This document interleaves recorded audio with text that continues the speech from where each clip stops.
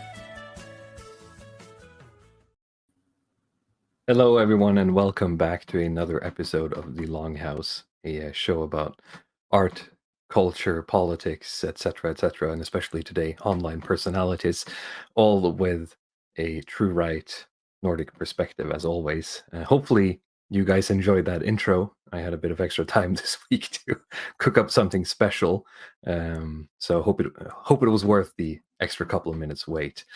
With me, as always, I have Luddic Path. Welcome back. Yes.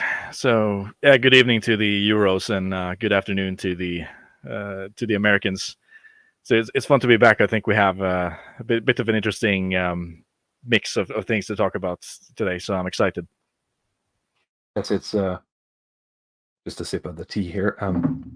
It's a topic that started as a bit of a fun side adventure, and then it, conveniently sort of coalesced with other ongoings in the online political right, I'd say. Yes, I mean in this stream we're going to try to actually merge two topics. Moviebob, which is something that we ended up just discussing in one of these private group chats, and also trying to tie it into the Anglo-Ortho phenomenon that's been going on in the DR. And I mean that's really where the Generation X part comes in. Right, but maybe we should just introduce Jay Burden as well course. before we do anything else. Jay Burden back again from your last appearance was the King of the Hill episode, correct? Yeah, it was. I really had a great time, talking with you guys, and I'm excited to be back on. And we're excited to have you.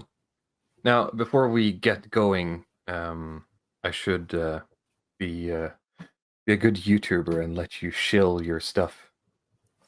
All right. Well, if anyone doesn't know me, I run the Jay Burden Show, which is a 2 to 3 times a week interview show where I have interviewed Walrus and I've interviewed Luddick, as well as kind of like the other big names, in our circles of the internet.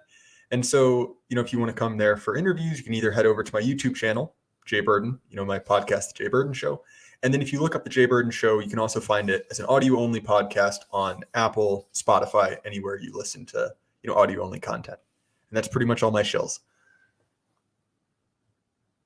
All right. And for our sake, we have, I've had some issues with the description this week, so it might not be updated as I'm speaking right now. But if you're watching the recording of the stream, in the description down below should be the link to the Longhouse Element channel, which is Discord, but more secure if you want to hang out with people who are interested in our show or just, our sphere of things. There's also my Twitter, if you want to follow me there, my Instagram.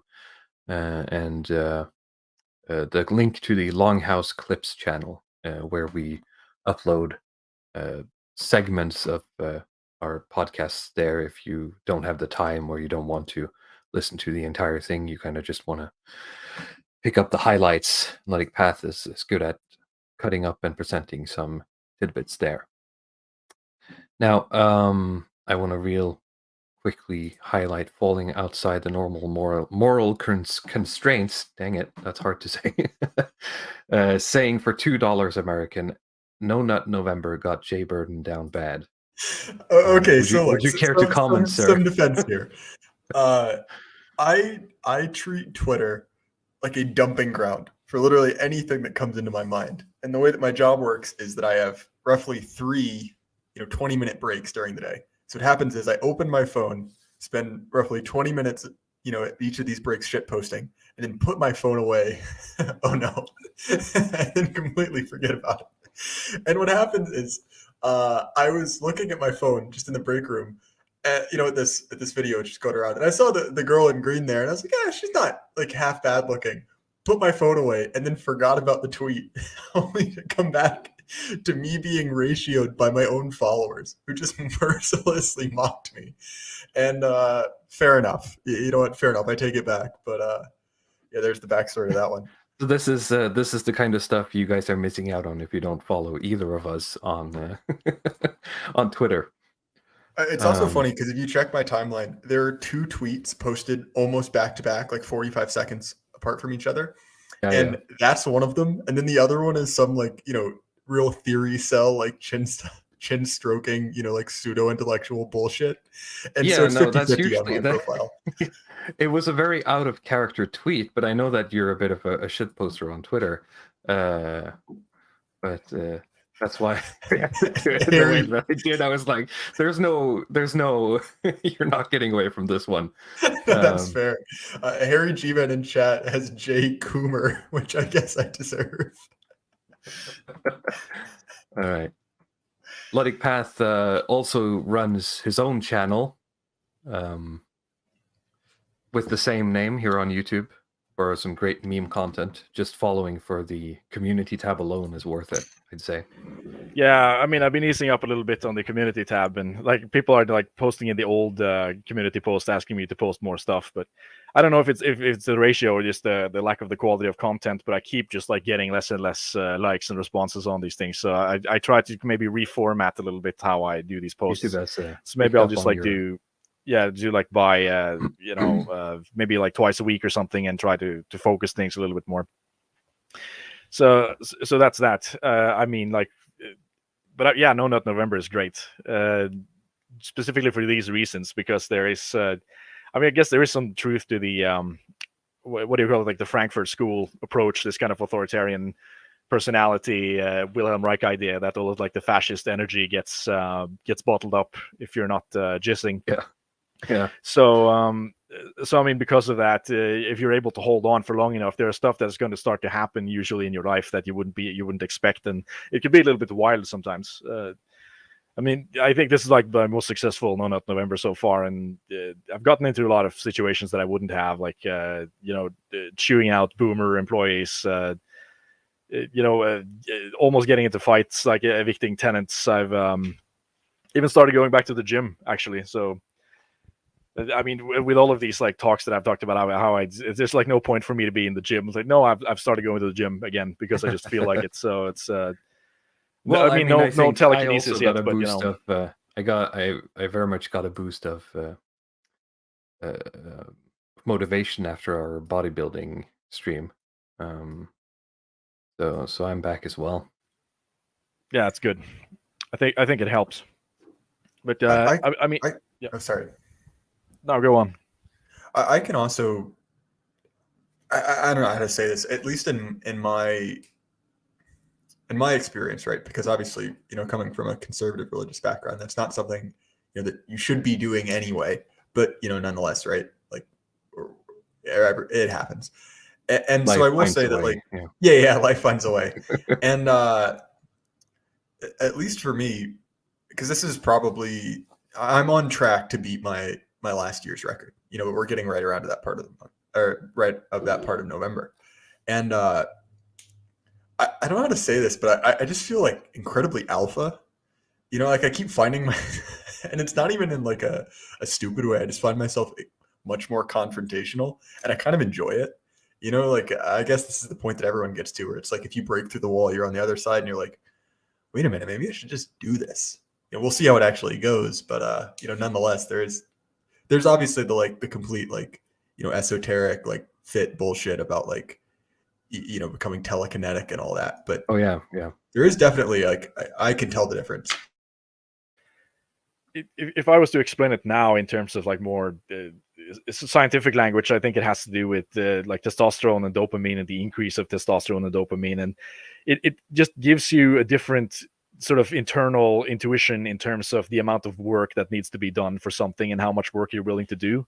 So typically, like say with confrontations and things, like my sort of standard mode brain will think, okay, I'm not going to do this because it's too much work, but I don't want to die on this hill, because it's like, okay, then I'm going to have to sit there through the night, I have to follow this up, or I have to break my appointments and so on. But like when you've gone a certain amount of time with semen retention, is like you don't even think about that. Okay, it's going to be that much work, I don't even care, I'm going to do it anyway, right? That's kind of how I feel about these things, and it completely changes how you evaluate these day-to-day situations. Yeah, I mean, I think we can all agree from experience that there's something to it, right? Even though it's hard to quantify it or put your finger on it. If nothing else, I mean, we don't want to science it up too much, right? It's just going to destroy the magic. Right, it quickly devolves into, as you said, like fit incel stuff. If you look into it too hard. Well, there's a certain point where it actually goes back around to what the distributors said about the FTX guy, that it's not really charity if you're giving away something you don't value. Like talking about how incredibly like celibate and how good you are at semen retention. When you're when you're an autist who never goes outside, you're kind of like, well, is this really a choice for you? Like it seems at this point, this is you rationalizing, the cards you've been dealt. It's like the one thing you have left that you can actually control is like how much you coom. It's like everything else has been taken away from you, but this thing, I'm the master of my cooming. Look at me, everyone. It's totally a choice, guys.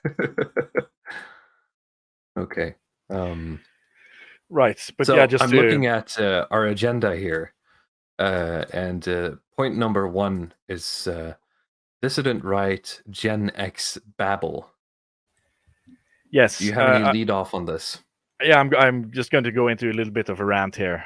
So I just wrote down a couple of bullet points because it's something that's been swirling around in my head and developing, and certain things I've written on various Telegram chats and Element chats and so on. And some of this comes from just watching like the Anglo-Ortho phenomenon, right?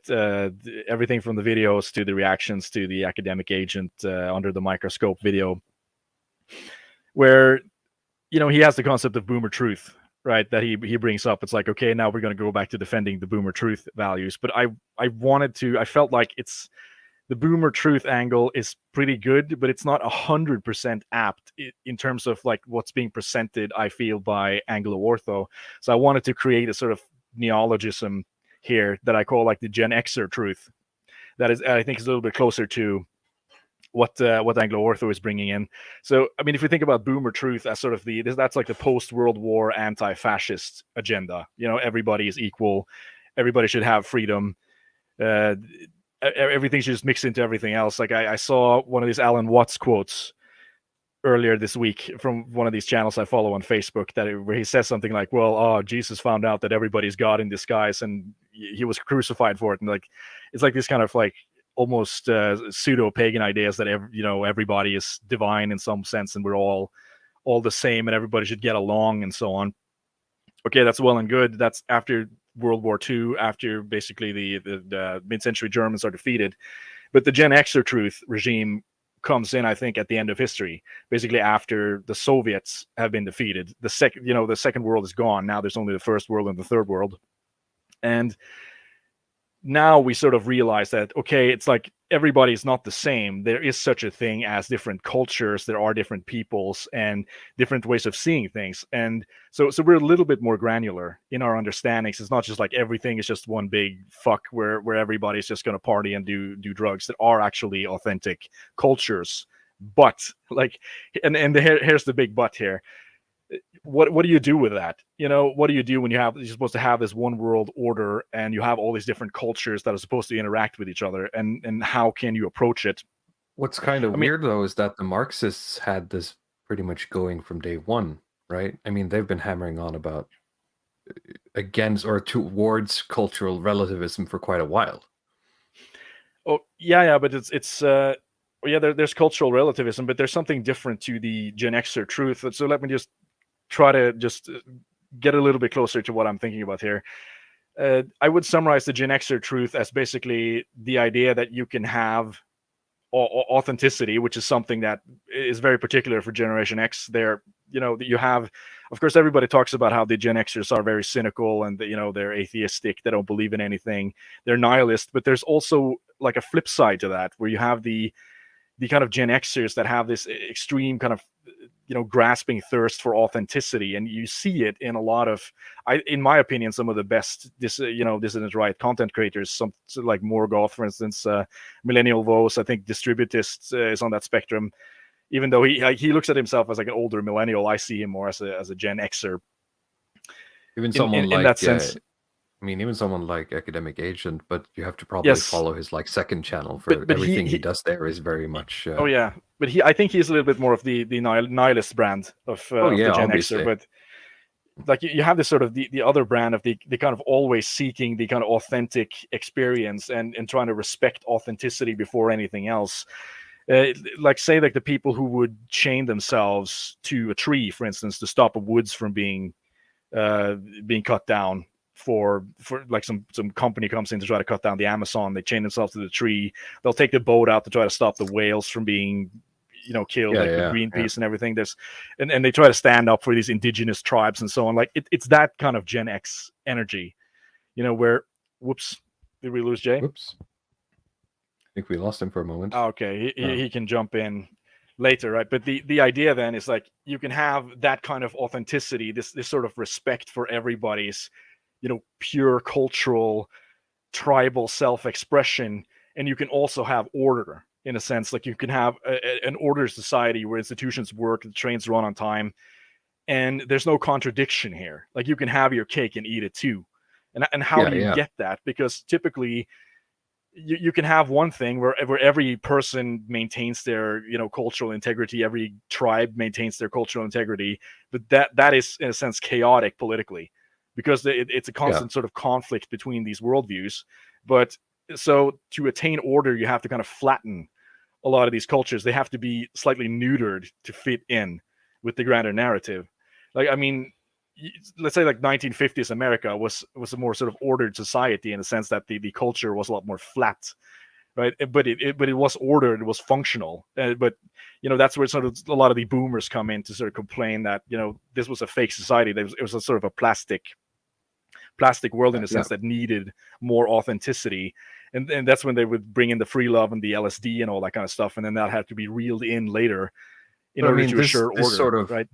Melting pot ideal sort of Gen Xer sugarcoating society stuff. I mean, isn't that sort of the image that we're left with from the 90s? Yes, exactly. And like, this is the idea of integration, right? Because if you have these various groups, like from a political science perspective, you're sitting with various cultural groups. What can you do? One option is assimilation, right? Where you completely, like, you say, we take in Ethiopians into Norway, for instance, and we just completely collapse their identity. We just demand that they become Norwegian in every way. They have to forget about their identity. We marry them with Norwegian families, and eventually they just get diluted into the culture. Skis and get out there. Exactly. Like, they're just forced to leave their identities and completely mash with the rest of the population, which I see as a sort of valid approach to doing this. The other one is segregation, where you just, it's sort of self-explanatory. We just put a big fence in between these two groups, and we use this toilet and you use the other toilet, and you could have some negotiation across the fence and some common rules as to how we do things, but we don't mix. And and the third is integration, right? And this is like the Generation X truth regime.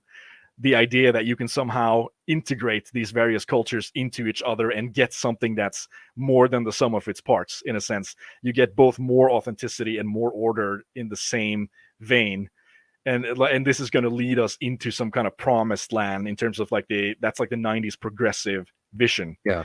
And like, if you want to look at something else we did where this comes in, it's the episode that I did on gargoyles with the creator Greg Weisman. I think he represents that mode of thinking, where you have like the ancient kind of magical creatures from the castle in Scotland 1,000 years ago that are brought into like 1990s Manhattan, and they have that to just meshes meshes into each other, and later they go on like this globe-trotting adventure, and they meet like the Aztec gargoyles who teach them about nature medicine and like the old kind of Aztec shamanistic traditions that they use for their own benefits. And then they meet like the Japanese Shinto warriors and so on, and they just keep like meshing these cultures and creating more and more like productive and cool and new things that just keeps getting better and better.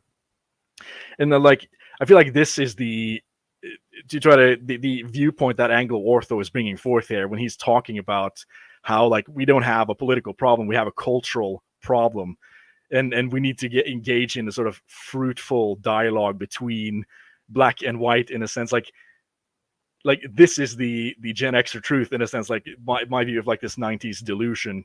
Like, I'm babbling a lot here, left, then everything will work out.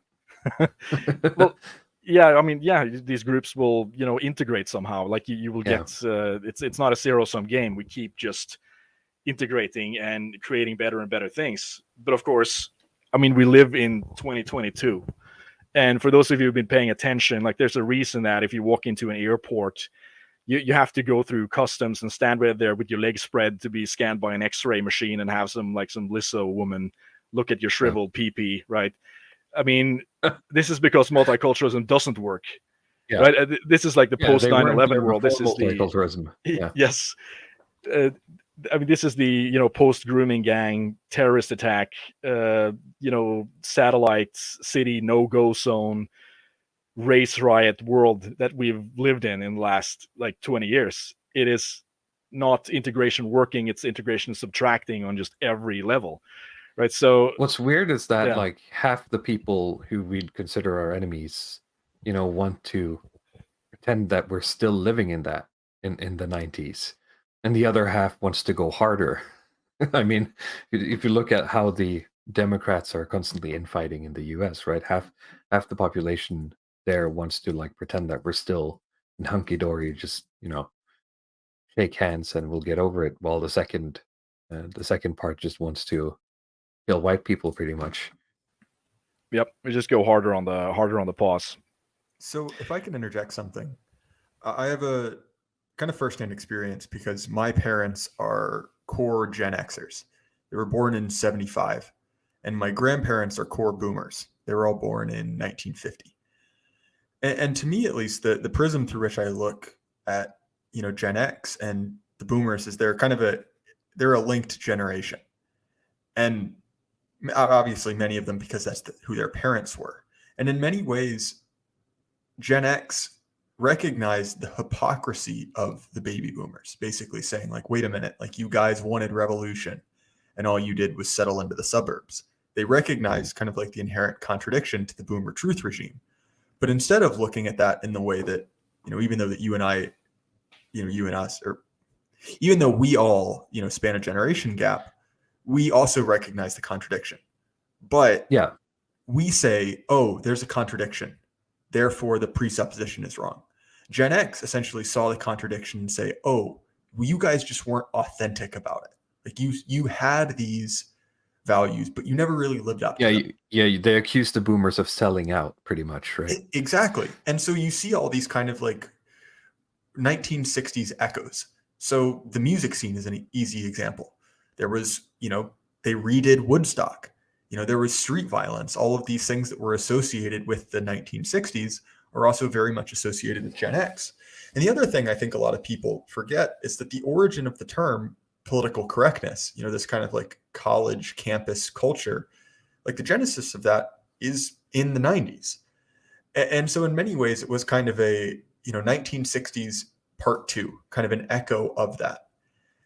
And so even now, because it's funny, because there's out of the midterms, one of the many things that came out, and I think that Bob Chipman or Moviebob even tweeted this, is that, Gen X has now started to swing red. And it's interesting because despite, defining themselves as a rebellion to their parents, despite defining themselves as the anti-baby boomers, they've essentially done the exact same thing. They were radical when they were young, but after they got out of college, they hit the real world. And while they kept their cynicism, they did essentially just integrate with the system at large. And if you want to read an essay about this, Ted Kaczynski's The System's Greatest Trick, and obviously he's a baby boomer, but it was written in the mid 2000s. And he essentially describes the process by which, yesterday's radicals become, the foot soldiers of, kind of like the regime today.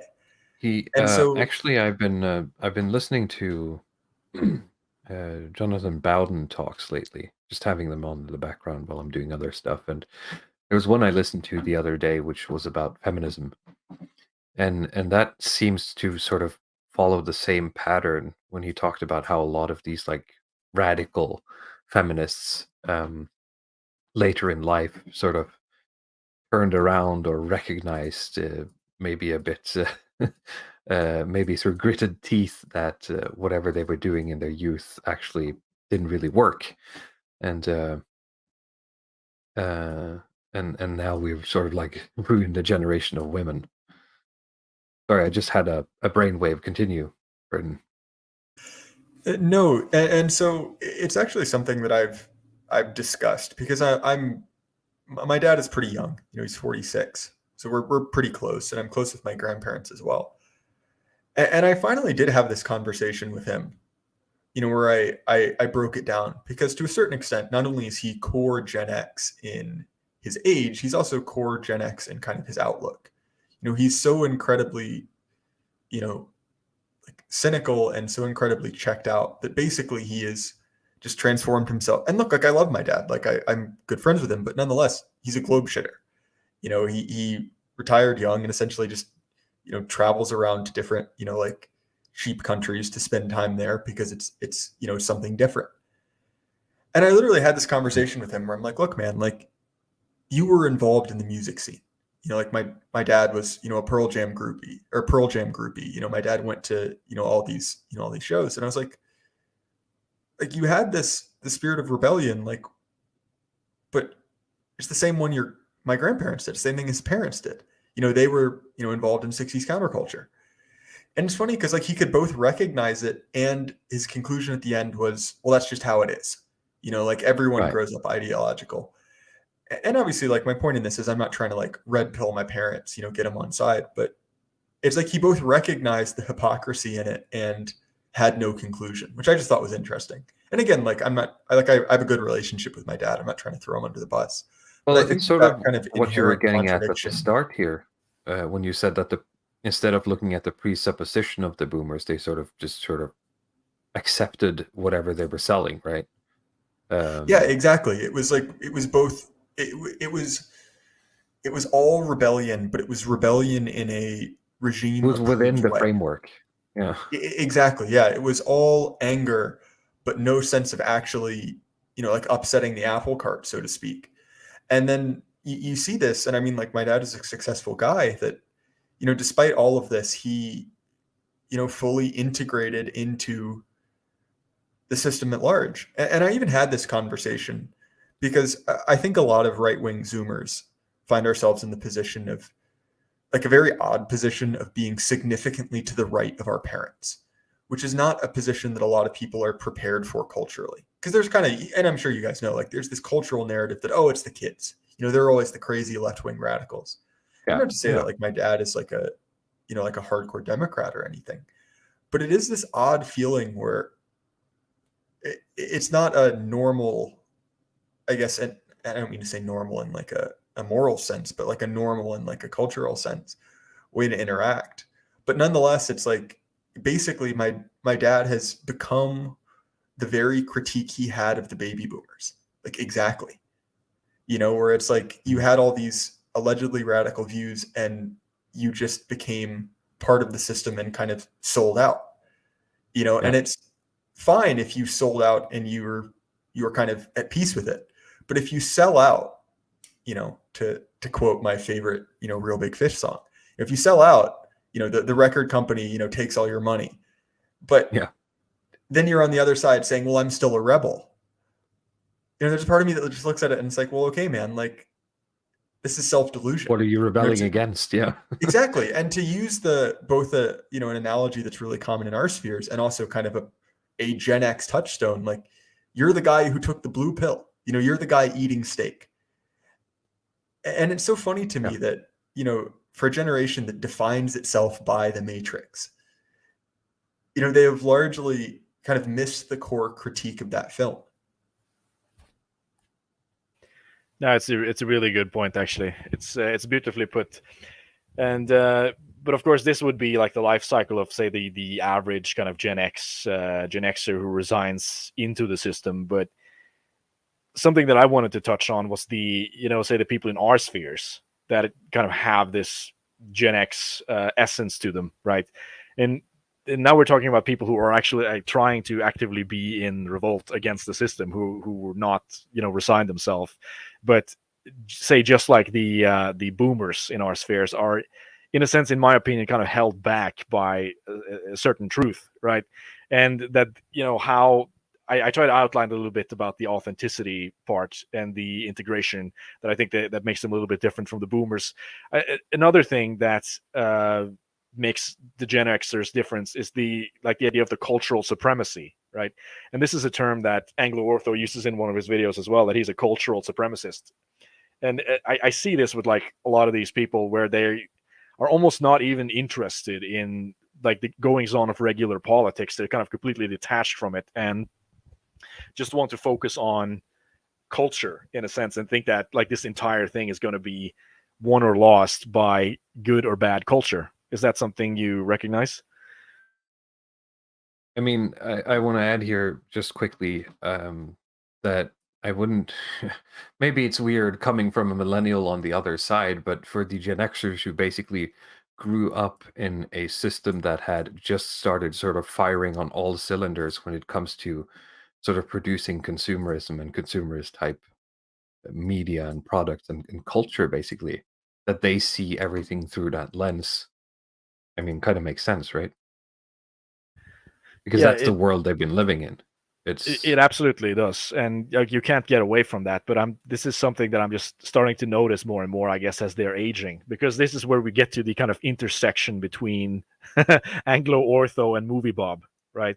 Where you have like this kind of, both of them will basically look at culture and say that culture is the solution, although their idea of like the cultural solution to this is very different. Like whereas let's say for Anglo-Ortho's perspective, it's like, you know, jazz is like a part of the solution. Eminem is going to be a part of the solution. Like you know, some kind of integrative, you know, revolutionary music is going to be the solution. But for Moviebob, it's like Cape Shit and Super Mario, right? Yeah. The proliferation of these things that are going to be like a new kind of global uniting culture, and how, like, you know, the promised land can only come if the right culture is accepted, in a sense, and we're going to live or die by whether we play Super Mario platformers or like American first person shooters. And it sounds so fucking retarded when I put it this way, but like, this is Moviebob's belief, right? And I mean, when in so many you put it words, in, as he has produced episodes, that's what he's saying at the end of the day, right? yeah, this is one of his big points. So I will say, I actually have some sympathy with the sentiment, you know, that the solution is not political. But my problem with, you know, Anglo-Ortho, and look, like I should say, I enjoyed his previous work. You know, I'm not trying to just like relentlessly attack the guy. But my problem with that is that if you accept the premise that the solution is not political, well, to be quite honest, like, why are you back online? You know, because look, Why I are know you people. here? You know? Yeah, exactly, right? Like, I know people because a lot of my friends are what would have been called, you know, Gen Y, which essentially is like the made up age of people who are kind of in between, you know, millennials and Gen X, because they do have kind of a different experience of things. You know, so they're people who are kind of now in their, you know, their late 30s to early 40s. And so a lot of these people are kind of got sucked into, you know, Ron Paul and other things like that. So what would have been called by like people like Rod Dreher like crunchy cons, you know, so basically like right-wing hippies in America.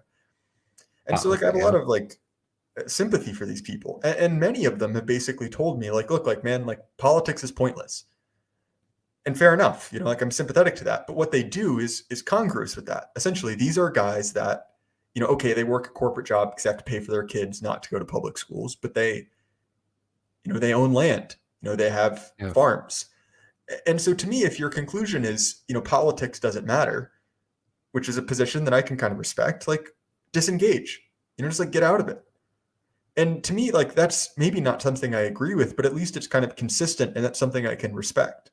But to me, there's something kind of baffling about, you know, taking this premise that like, oh, it's all about culture, it's not about politics, which I might disagree with. And then concluding that, well, the solution is I will continue to make, you know, posts about politics and care about kind of like e-drama. Like, to be honest, if Anglo-Ortho, you know, thinks what he thinks, and like I'm not gonna, you know, say that I'm, you know, so much wiser that I can prove him wrong. Like, look, man, like, why'd you come back? You know? Well, Yeah, it's that's certainly. I have a post from Nordhuger here in chat, and I wanted to get, you know, through the Gen X stuff before we did this, but he's asking for a super quick rundown on the Anglo-Ortho situation. The thing is that Anglo-Ortho is a guy with a YouTube channel, just like us, who showed up about a year ago, something. And he participated in the American event, had a talk there, which I've heard went very well, and got in contact with a lot of the people who are on the American online dissident right. And then he disappeared for a while, and he came back, and he's been doing some streams and some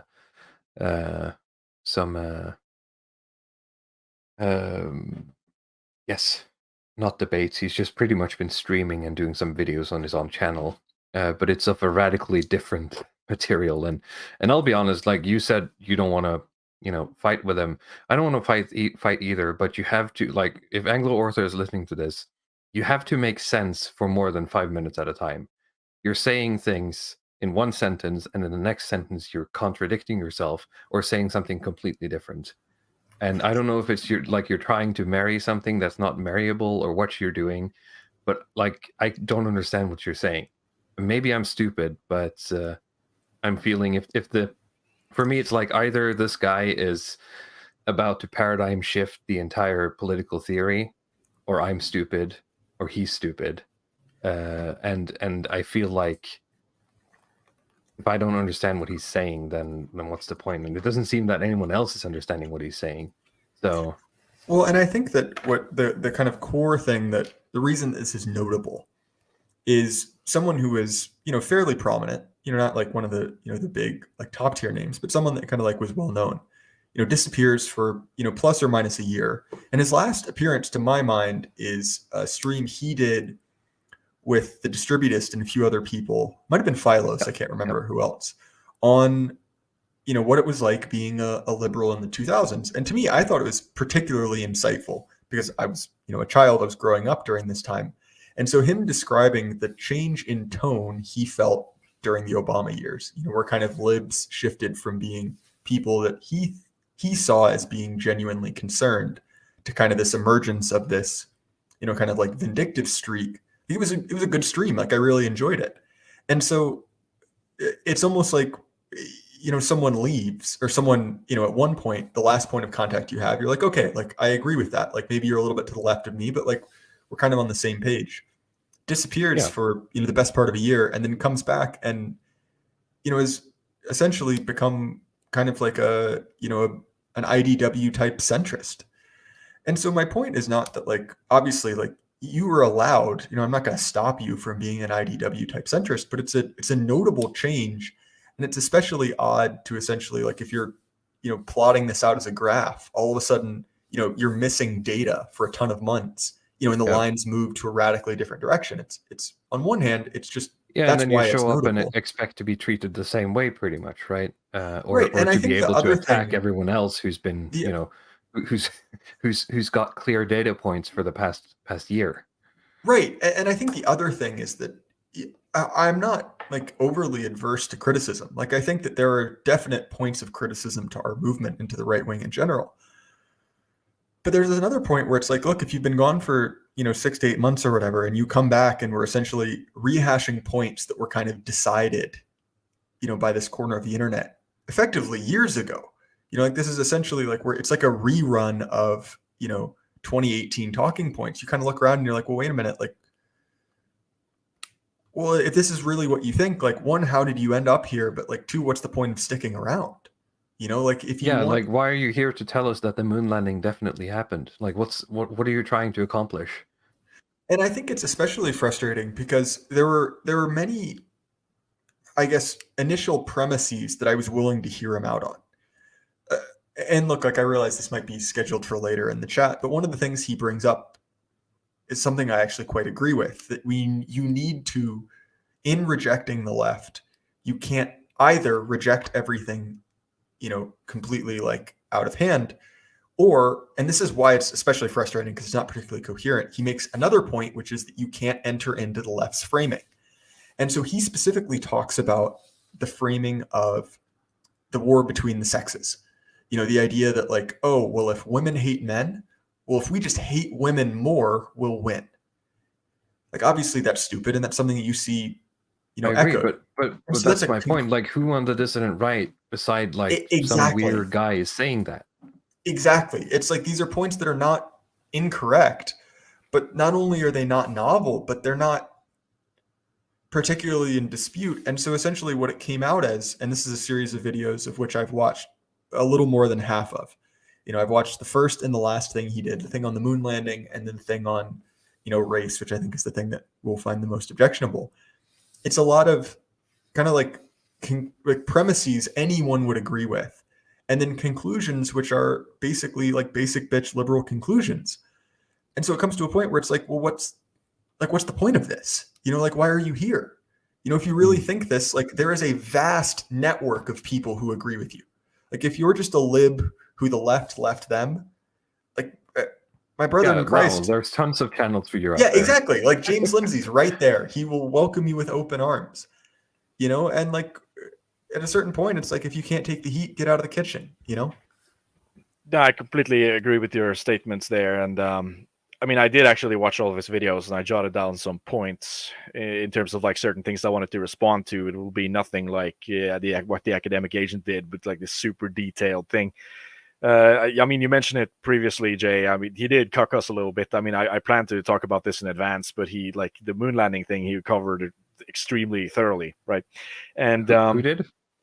Academic Agent Oh, right. with Sorry, the under the I microscope missed that video. part. You know, that Yeah. was where he Yeah, did a no, response I know. video. I just missed that. I think you cut out for me for a moment.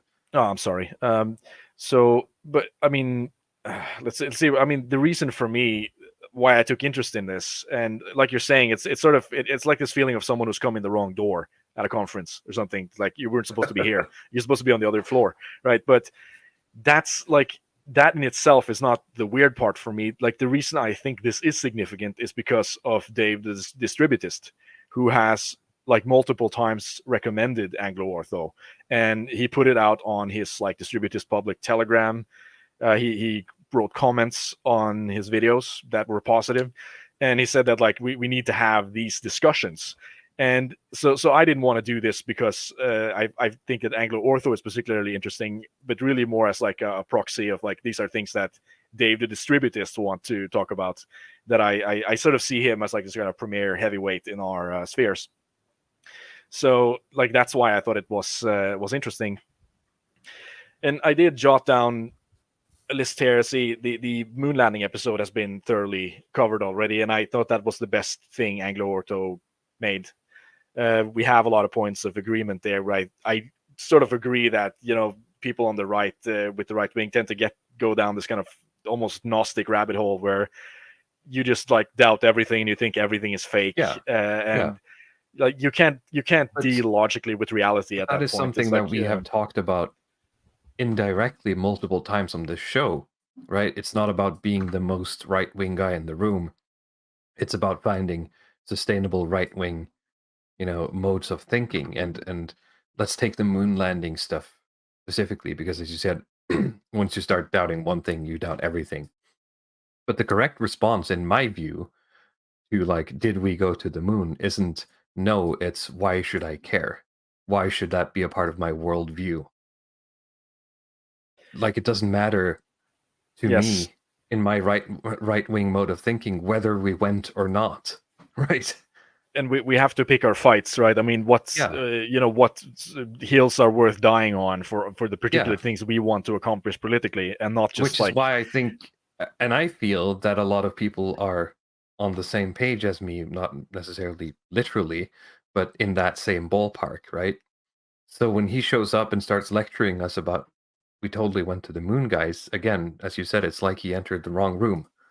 But I think, like, again, I think this is the best video that he did, because the other ones are just way worse in that sense. I don't know, like, what other people are going to say if they do more of these under the microscope videos. But I mean, there's another YouTuber I follow, Ramsey Pauls, who has had a similar sentiment about the moon landing and so on, and, like, he attributes this to a kind of malaise in like the mindset of people, where they are starting to become so myopic and it's sort of introvert. I don't know the right term here, but they can't even, like, they didn't believe we went to the moon because they didn't, you know, they don't believe we can actually do that in reality. And there's this kind of, you know, cultural sick pessimism.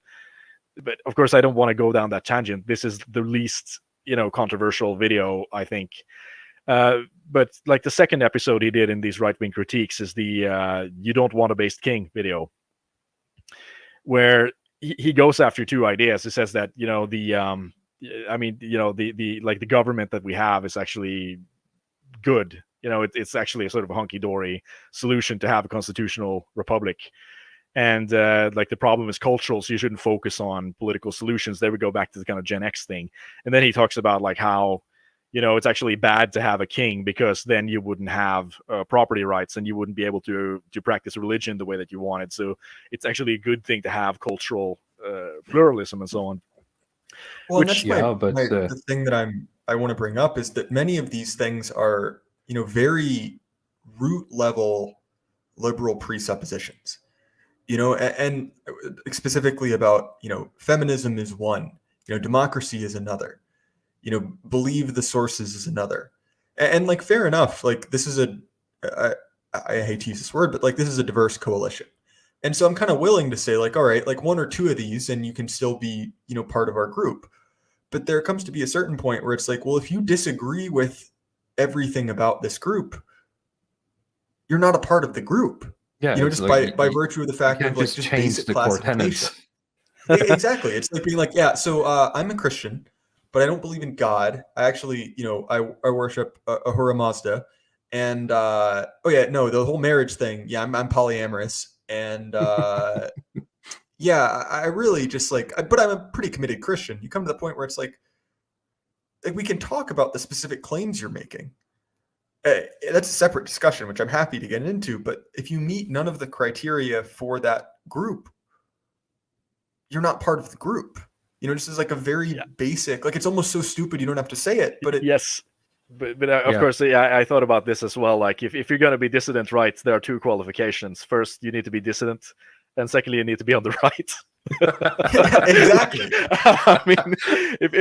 I mean, we talked about like the negative vision of clearing them out. I think like instead of having that as like the only vision we have, I think it should be a qualifier. Like, do you want to clear them out? Yes or no? And if you say no, then you're not in. Basically, that it should be like the minimum requirement of what you need. I mean, it's so weird. You mentioned the based king one, right? And you said that okay, yeah, property rights and free speech is good. In a vacuum, yes, sure, right? Even you could even say that's wrong, right? But let's just give him that these are good. But then his next follow-up to that is basically that, okay, if that's given as a good and you have that now, if you get like a based king, a based autocrat, a dictator, you can't guarantee that the things you think are good stick around, right? That you're going to prosper under the based autocrat. But I mean, I'm already suffering under the current system, so what choice do I have? Right? Like, I mean, that's the thing that I just used that as that's just step 1 and 2 of his argument in that video. And that's something that repeats in every video. I agree with the basic, like the very basic broad suppositions that he have, and then he goes off on a completely different tangent and says something completely stupid.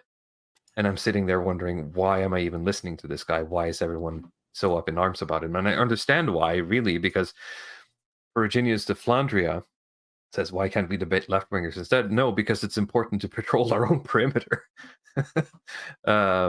More than it is to attack the enemy, actually. Well, and the other thing that's so frustrating about this is that if this were some kind of like revolutionary, argument, like, oh, wow, I really hadn't thought of that. Like you're really like attacking the core tenets, but in a way that's productive. Like, fair enough, right? Like if I don't have an answer for it, then that needs to be examined. But like this is stuff that Hoppe covered, like democracy, the god that failed, like these kind of basic, defenses of democracy. Like we've been pretty, at least in my opinion, right? Like we've been pretty comfortable at, being firmly anti-democratic for quite a long time. It's not like these are new critiques. No, exactly. And this is a part of his videos that I almost find, I mean, sorry to sound like I'm sort of triggered, but I find it slightly disrespectful because there's been discussions going on. We've been reading, Robert Filmer, Thomas Hobbes, Carl Schmitt, Hans Hermann Hoppe, Moldbug, and so on. There's a body of work in political science defending autocracies, basically, or monarchies, for various reasons for why they're good and why they're not good, in a sense. And like if you're going to contribute something to the DR as it stands, you're going to have to actually attack the steel man, like the actual academic work that's been done, and not attack like people on Twitter talking about the based king or whatever. So that's it's a body of work. It's a canon, I suppose, to use a word that's sort of really strengthened over the past couple of years, and to just show up and sort of like start taking jabs without it just feels disrespectful towards that foundation. Yes, and like the second thing with the premise is that the idea that you can't have property rights under an autocratic government. I don't know where that comes from. That's just retarded. Like you can have a constitutional monarchy. I mean, like there are autocracies in the world right now, whether it's like Russia or China or other countries where you can have property. I mean, they can take your property, but so can the current system. Like they can also expropriate your property. So it's like there's no reason why you can't have property rights. The same thing goes for like religious freedom. Typically, like an autocrat will target religious groups that they feel are a threat to them. It's not like they're going to just persecute every person who thinks differently than them. Like they don't have time for that. I mean, say in somewhere like Russia, for instance, where like Vladimir Putin is friendly with like the Russian Orthodox Church, and that's probably like the main religious group there. But you have, say, 5% of the population that's Muslim, and they're not being constantly persecuted in Russia because they're not a rival. Not a rival castle, right? Exactly. I mean, if you're, if the autocrat is going to do anything to persecute you have to actually be a threat. And so some people in like Washington having a little commune where they have like this kind of Russian Orthodox thing in the United States, it doesn't matter if it's an autocrat or whatever. This is not a threat to the system in any way, particularly if they take the approach that politics is worldly and we're just going to focus on ourselves and like being virtuous and dressing correctly and not thinking bad thoughts and so on. Every king is going to leave them alone, right? They have no interest in people like that. They pay their taxes. Then they're not going to be able to fight back when the FBI shows up at the door. Yeah, exactly. Right? So they're absolutely no threat. Yeah. And this is baffling to me because Hoppe demolishes this myth incredibly well.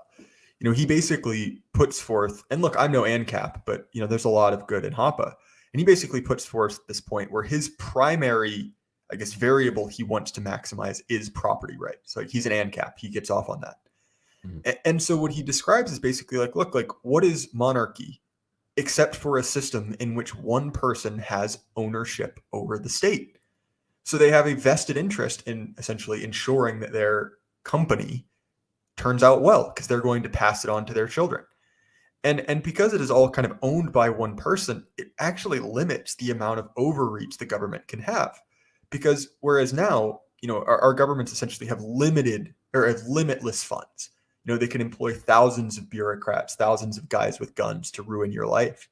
I mean, like if you actually look at what monarchies were really like the touch of the law was incredibly light just because it was one There's guy. There's a physical limit to what you can do. Yeah, exactly. And so that doesn't and even all the way down. I mean, that's the whole point of feudalism is to separate, the violence into. It's to compartmentalize the violence potential, right? No, exactly. And it's so bizarre to me because my big point with this is I'm not mad that Anglo-Ortho is bringing up objections. Like that's part of the process. Like fair enough, do it. But I'm mad that it's bringing up retarded objections. Yes, exactly. And bringing up objections that have been handled 30 years ago, by people who are essentially to the left of this group. Like I would say that most of us are to the right of, of Hans Hermann Hoppe. But like, this is, to me, it's also like, these aren't obscure sources. Like Hoppe is cited continuously. We talk about anti-democratic, like if you want to look into this, like to me at least, like the videos talking about this as a new issue are 4 to 5 years old. Like if you're going to inject yourself into the conversation, like do your research is kind of my point. Yes, it's really well put. And you don't just have theory to back this up. I mean, if you look at the last 2 years of COVID handling, I mean, if you compare, liberal democracies, the way they handled this thing to dictatorships, I mean, say like Belarus or Russia were significantly more lax on basically pushing masks in people's faces, locking people up and all that stuff compared to Australia, for instance, or Germany or some of these liberal democracies that were just way, way, way worse. So, I mean, simply by the fact that, Putin is not really that interested in getting up in personal people's business. He's just more trying to handle geopolitical issues and doesn't have the same kind of managerial apparatus that we have in the West that is just, standing over your shoulder, trying to monitor everything you're doing. So paradoxically, I mean, you have more personal freedom at least in some aspects, living under dictatorships. It wasn't that bad. I don't know why everyone's complaining about it. It wasn't that bad. Like, sure, I almost got kicked out of university. Sure, I faced major penalties because I wouldn't get the jab. Sure, I can't get a job in multiple industries because I won't get the jab. But it wasn't that bad, man. It wasn't that bad. You're just making it up. It's unforgivable. But I mean, then we're going into his like third episode, like the Way of Life, Way of Death, where he actually does make that claim, where just like you said, that like the COVID stuff wasn't that bad because he wasn't forced to take the vax, right? I mean, I was basically threatened, like with my job. Yeah, My me wife, too. who was pregnant at the time, was pressured. With the vaccine. I mean, we were able to get out of it because we have resources, right? And we could negotiate, and I have like leverage in my job. But I know people who lost their jobs because of this, like they refused to get jabbed, or they refused to wear masks, or like various things. A lot of these things, it happened to a lot of people, so I just don't understand. Like it's probably the most kind of like pants on head retarded take that he has. That is like, this wasn't an issue. Like, it's not something to fuss about because he wasn't affected by it. That he lives in, I think, Washington or something. That's a blue state, and he wasn't. His community wasn't targeted, which of course fair enough. I think that a lot of Americans got off better. They were more capable of local resistance. But if you look at Europe and Australia and these places, I mean, it was just it was a horror show. It cannot be downplayed. And I don't want to just overpower the conversation, but I'm going to quote Charlemagne on this, who I should say is currently roasting me on Twitter right now for my bad tweet today. But nonetheless, like, he had this point where he's like, you should be. I can't even defend myself there. And then it's got me acting we'll unwise. chalk it up but to the no Nima November. Yeah, exactly. Right. My testosterone's off the charts. But anyway, what I meant to say is he had this video where he brought up a point where he's like, look, like, if you really consider yourself a dissident, like, this is not an option. You cannot do this. And so I remember it was one of those moments where I almost was like I remember that moment incredibly well. Like, I was sitting there and it's like, oh, like, I'm going to have to do this, and I might actually have to take a hit on this. And so what happened is I was very close to graduating with my degree when the actual when the actual enforcement came through. And basically it was like, well, all right, like, do I really believe this? Am I going to have to actually do it? Am I going to have to do something destructive to my life? Be forced out of school, be expelled. And basically I was like, all right, like, fine, we're going to do this. And so it was kind of like, and this is a much, much tamer version of this, obviously, but like, it's like, to a certain extent, it's like, it was almost like a mock execution, where what they did is they said, like, all right, we're going to kick you out. We're going to kick you out. We're going to kick you out. And then the day that they were going to kick me out, they sent an email that's saying, like, all right, if you've got a religious exemption, you're good to go. And it was one of those things where I was like, yeah, like, hell, it didn't affect me. Like, obviously, like, look, I was fine. I got my degree. But at the same time, like, that's a real thing. And, that willingness of people to, go right up to the line, like, point the gun at your head. But it's like, oh man, they didn't pull the trigger. And it's like, well, nonetheless, I kind of resent the implication of it. And the idea that they have all that power, but it's not a big deal because they didn't actually shoot you is, I think, kind of absurd. Yeah. Yeah, I think you're going to find very few people defending it, but I just don't think it's been discussed enough. I mean, people are talking about like the race stuff a lot more and just kind of overlooking it, because I think that's like the most grave thing that I've seen in his videos. This kind of downplaying of the COVID stuff. It's it is a little bit mind numbing. I mean, you have lefties who are still like up in arms about this stuff, right? So. Still getting their like seventh jab or something, yeah. Yeah, but say like these old tankies and stuff that are been going kind of hard on the kind of anti-jab thing. So I mean, we don't want to. Not spending too much time on it, but there's like two more points. It's really like the race let's stuff. do the last, and then we can move into tie the thread with Moviebob. We're going into the dinner. So I mean, like the race part as well. It's really the same as the monarchist bit. There is so much kind of research, whether it's like Steve Saylor or what's the white guy? Jared Taylor. I mean, Jared you have Taylor, to, so the bell curve, whatever you want to do. There's like so much, whether it's biology, crime stats. Data that you can take a look at. But instead of like going to trying to refute that, he basically boils it down to like the reason that the DR has a problem with, say, certain minority groups is because you've seen videos on Live Leak of like a black guy who's jerking off in Starbucks, right? And there's like, well, there are white people who's doing this as well. And like, I mean, there are actual arguments. There are like reasons people believe this stuff and believe that reconciliation is not possible outside of just having seen clips on Twitter, right? It's not just is sort of like gut reaction thing.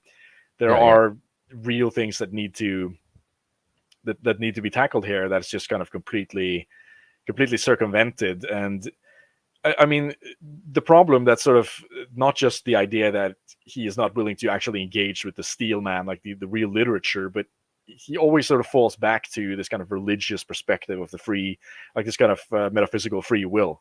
In a sense, what is the term? Like libertarian free will. I think that's the academic term.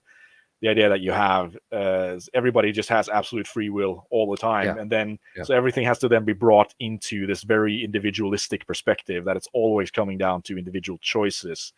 But strange how often that appears in a generation as nihilistic as the Gen X, by the way. But it's but I mean, I think for people like Anglo, it's like they sort of feel like the kind of consumer culture wasn't authentic enough, so it had to end with a religious conversion instead of a type of suicide, like a Kurt Cobain or something like that.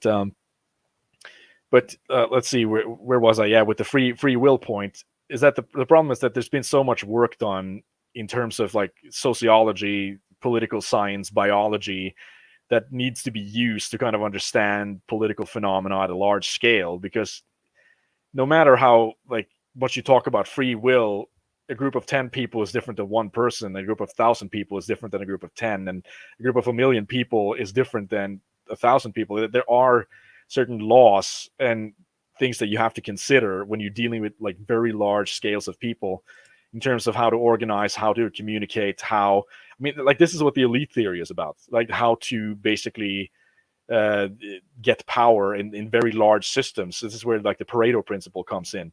It's not just like a question of individual will. There is like actual ways that you can scale up systems and understand how power is distributed in systems, that if you're just going to go with this free will thing, like you're just kind of disregarding it in a sense. Like you can't even have that conversation, because you can always just bring it back to some individual should have made some choice at some point that they didn't do, and therefore we need to foster a better culture to encourage better use of free will or something. And of course this is it's all well and good, but it seems more to me like what he's trying to do is be like a missionary for Russian Orthodoxy and not really a political commentator, in a sense. That's kind of seeming, that is kind of like the final impression that I'm getting here, is that he is sort of having a little bit of credentials inside of the dissident right, going out of it, spending time in the sort of Russian Orthodox ministry, coming back in as a sort of missionary character, trying to win people over. And as most modern missionaries in first world countries, being wildly unsuccessful and just completely off point on like everything. So I don't know if anyone of you have like a similar take to that. Yeah, I don't know. And I don't want to read in too much this guy's motives, because again, like he seems like a nice enough chap, and I'm not just trying to like gut him. But to me, the core of my complaint about his stuff on race is not only what you've brought up, because that's it's all right, but he uses this analogy that I think is fundamentally incorrect, where he starts off describing his kind of like anti-feminist quote unquote position, which is basically that like feminism sells you this anti-male position. And obviously, oh God, I know where you're going with this. Yeah, sorry. And obviously you need both men and women to be on good terms for society to function, right? Like becoming unironic, like woman haters to own the libs is stupid. Fair enough. I agree with that. I think most people would. But he turns that around to say, well, much like women and men must be on the same terms. Well, that's just how races are. Like men and women are just as different as, the races are. And look, regardless of what your ultimate solution for race relations is, that's a pants on head retarded analogy.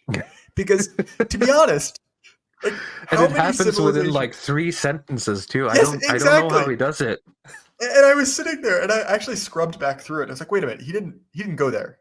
And he does, and I'm not misrepresenting him, but he basically likens men and women to different races. And my point is, not only is that not true, regardless of your solution for race relations, but I mean, can you name one You society? can't equivocate those things. That's Yeah, just can you not how it name one works. society where men and women haven't interacted? Yeah. No, you can't. Can you name Yeah, a no. society where different races haven't interacted? Yes. Yes, you can. And that doesn't mean that they're good societies, but it does mean that your analogy doesn't work. It just Yeah. falls apart. And to me, it's like, it's frustrating because I get what you mean, Luddick. And I'm realizing I'm treading a, delicate line here, being a Christian, and I'm not trying to, criticize him for that. But it does almost seem like you've like it's almost so disconnected with this community. It's so unrelated to what's really going on that it does kind of seem like the youth pastors, walked into the college dorm, flipped the chair around backwards. Hey kids. Yeah, exactly. Like, hey kids, so you like Tupac, like stuff like that. Like, it's just like, hello, fellow kids. And again, like, I'm not trying to impugn this guy personally. He seems like a nice enough guy. I'm sure we could get along with, I could get along with him great, but it just does seem radically disconnected. Well, I think it's good that the community as a whole and the big names as well have reacted the way that they do, and sort of like the alpha wolf snapping at the upstart, because as I said, it's patrolling our own perimeter is actually more important than attacking the enemy at this point. So yes, I mean, in relation to the comment that came up like almost half an hour ago, why not debate leftists? I mean, debate is for people within our spheres. That's the only reason we have them, to figure stuff out between ourselves. We can only have debates between people of good faith who have similar goals, who try to reach them. I mean, like, debating leftists, there's absolutely no point. What do you get out of debating someone like Vosh? Just gonna, it's just like clout chasing and trying to out edge and outflank the other person, make them look bad. There's nothing productive that I've seen ever come out of like this kind of right wing left wing debate ever. Like, well, no, unless Vosh does boxing, I'm not gonna watch any.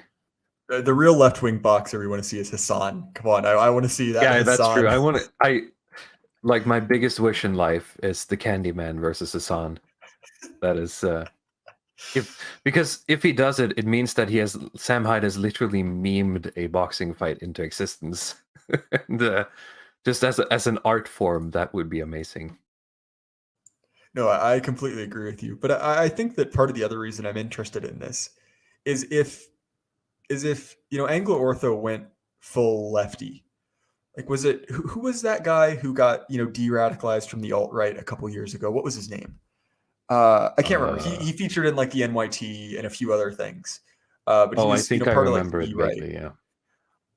Yeah. People like that, I'm just not interested in talking to. Like, that person's clearly a sellout. But there's a part of like Anglo Ortho that, like, he seems like a genuine guy. Like, there seems like there's actually like a productive discussion that could be had. And so, like, to me, this is not just like, putting this guy down to put him down. It's that, like, all right, if you have objections, like, let's raise them. But the current ones you've raised are not really, like, that's not cutting it. So if you have something, go ahead. Like, let's work this out. But this stuff is pretty, at least in my mind, it's a little bit, the sauce is a little bit weak. Yeah. For real. No cap. No I think cap. I think it's Listen. a nice point to end it up, and maybe we can start looking at Moviebob. Yes, motion picture Robert. Let's see. So the first agenda item here is, how did you find Moviebob? And I'll just pull up some random pictures of him.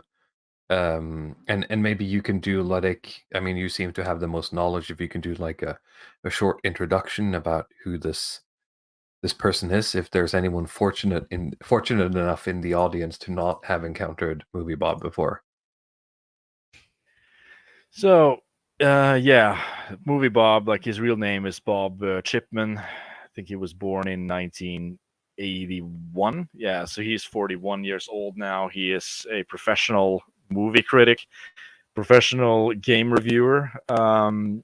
Extreme kind of like shitposty Twitter personality in a sense. So where would people in this fair, like if you don't know about him already, I can just start with like, where do I know him from? Some of you are probably familiar with The Escapists, right? I mean, so we're going to go back at least 10 years here in internet history and entertainment and so on, before YouTube was the way that it is now, and people were going to other sites for video content and so on. Yahtzee Croshaw is sort of a famous character. Who's this Australian video game reviewer, where he still has the show that's called Zero Punctuation. That's kind of like this kind of sped up voice, cartoon character video game, like this very cynical video game reviews, like where he will just talk really fast and do very cynical reviews of video games. I mean, I thought it was funny in the beginning. It's been going for like over 10 years, so the format's getting a little worn out. But I mean, that website didn't just have Yahtzee Croshaw; it featured other talent, and one of them was Moviebob. That's his kind of nickname. Where he had a show that's called Escape to the Movies, and another show that's called the Game Overthinker. No, sorry, it was the Big Picture. Actually, those are the two shows that he had. That is like this weekly thing where he will review a movie, and he will do another sort of rant that's really more about pop culture, and that's where I knew him from. I got the impression that he is a very knowledgeable guy within that particular field. He's more or less dedicated his entire life to learning about pop culture and pop culture trivia, so he sees his entire life through that. Yeah, this is Bob Chipman and Chris Chipman. That's his brother, right? As you can see, like his brother is a little bit more mentally well adjusted than Bob Chipman is. Chris Chipman has a wife and kids, although he is a co-collaborator with Moviebob on a lot of his videos. Like, you can see it in the way that he's absolutely crushing that Red Bull can, by the way. Beautiful form.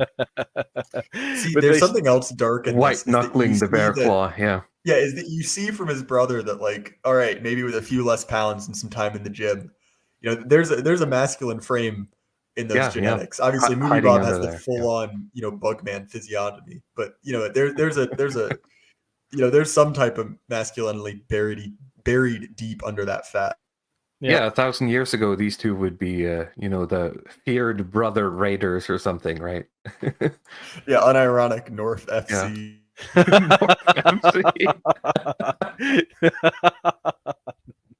No, I mean, but I mean, these guys both have intellectual ambitions. I mean, they're more like this kind of wannabe bourgeois people, right? His brother is a mechanical engineer.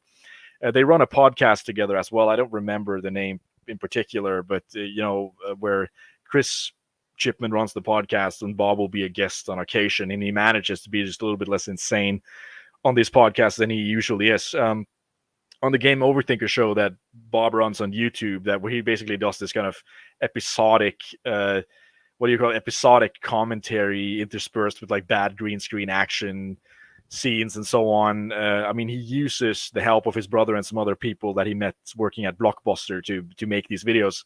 I mean, people get the impression that like Moviebob is doing it all by himself, and that he's using screen effects to kind of recreate, like they'll do action scenes where he's fighting like 10 ninjas and so on, and it looks like it's all him, but that's only because the other people who are doing the show with him are equally fat. They have like the same body type, so that's why it's it looks like it's all him, which would have been even funnier. But it's just a little bit of behind the scenes trivia there. So let's see. I think I lost my train of thoughts a little bit, but perfect.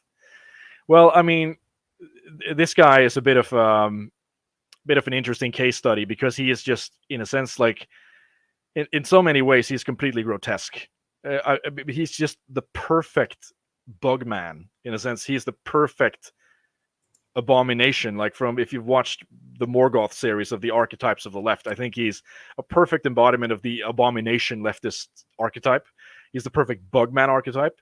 I think he's really the perfect kind of political creature. And as deluded as he is, I felt like a lot of the predictions that he made and the stuff that he was into and the insanity that he gets into, it was really more of a foreshadowing of where the culture was going to go, rather than him just being quirky. It seemed like, the He scene has from an the ability to see where the wind is blowing and aligning himself with it in a way that he ensures his survival. yes. Survival being that he can continue, Bugman existence. I'm thinking about like the Dark Knight scene, like with the Heath Ledger Joker, where he says, I'm not a monster. I'm just ahead of the curve." And like with Moviebob, I feel like that's kind of what he is. He was into cape shit, maybe 10, 15 years before that was cool. And he was ranting and raving about how, like, multiverse Marvel movies is going to be the new global uniting culture that everybody's going to rally around. All of this kind of stuff, which it is retarded now, and it seemed retarded then, but he was right. The cape shit is like the new global normie culture. So he has been sort of a pioneer, of the, like, this kind of blue team America, in a sense. So here he's with Anita Sarkeesian, simping as usual. Powerfully deluded individual, this guy, who I mean, he has like these tweets where he's talking about, he's trying to sell himself in as like this lady killer person. Where there's this tweet where he talks about, my relationship to women, well, I come to the grill alone, but I don't make my own plates. He makes like allusions to his sex life, which of course it doesn't exist. I wouldn't be surprised if he's never like touched a woman, like aside from his mother. But No Nut November champion, 40 yeah, years running. Absolute. Well, I mean, his porn consumption is probably off the charts, right? But fair enough. So he's not an ass kid. He is self-described libertine. But of course, Jay Burton, you were the person who brought this up as like you've had a fascination with this guy. So I'd like to just hear your like, how did you get introduced to this guy, and how long have you been following him? And do you have a similar take on this guy as I have? So I have like a couple bad habits, which is one that I just like. I have my own like pet lol cows, like people I just can't stop watching. And in addition to being kind of this cringe, cape shit bug man, Moviebob also has some of the most insane political opinions ever. Like, he's basically like a comic book supervillain who's also a shitlib. And so we'll get into this, but he'll alternate between, like fangirling over the most recent Marvel property. Yeah, that's a good example. Like, he's actually the basis for one of the more popular soy jacks is Bob Chipman. But he also alternates that with the most like absolutely insane, maniacal, Twitter posting, which is also just fun to watch. And so I came into Moviebob kind of in the same way. That came out wrong. I interacted with Moviebob in a similar way to a lot of you guys, where I found Zero Punctuation and was kind of into, as a preteen and a teenager, kind of, generic, kind of like media review. And so Moviebob was kind of this cockroach of that scene, where he was not particularly good at what he does. His videos have not really evolved since the early days of the internet. They still feature like the AVGN knockoff, cringy skits and green screen, but he's kind of a much, much less talented version of that. But he's just stuck around forever. And so he's been on, a variety of different networks. Now he kind of does his own thing. And so first I came across him sincerely. It was kind of the big thing at the time. And so I'd watch his videos from time to time. But, like tastes change, and, the internet kind of moved on. But Moviebob was just always there. He's kind of this like eternal figure on the internet. And so I was kind of aware of him. And then I became, aware of his, political opinions and who he was in real life. He's essentially, this guy in his, late 40s who lives in his mom's basement, unironically, and, makes videos about, childhood nostalgia, and was also like a big, like anti-Gamergate guy.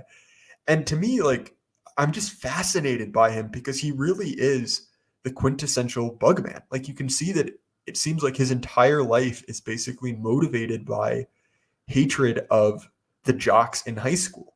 And it's so transparent that there's none of like the niceties that you'd normally see with other leftists who might have his same motivations. Like he's 100% honest. He's 100% honest about wanting to sterilize his opposition because they bullied him in high school. They shoved him into a locker, and he thinks that he's just so smart and so intelligent. And what he does with his alleged intelligence is sit in his mom's basement and talk about N64 games. And so to me, at least, like, I just can't look away from this guy. It's darkly fascinating. And that's the thing too, that I've never knew who Moviebob was before Gamergate, and not really ever since, other than look at what this retard tweeted, right? Every now and then.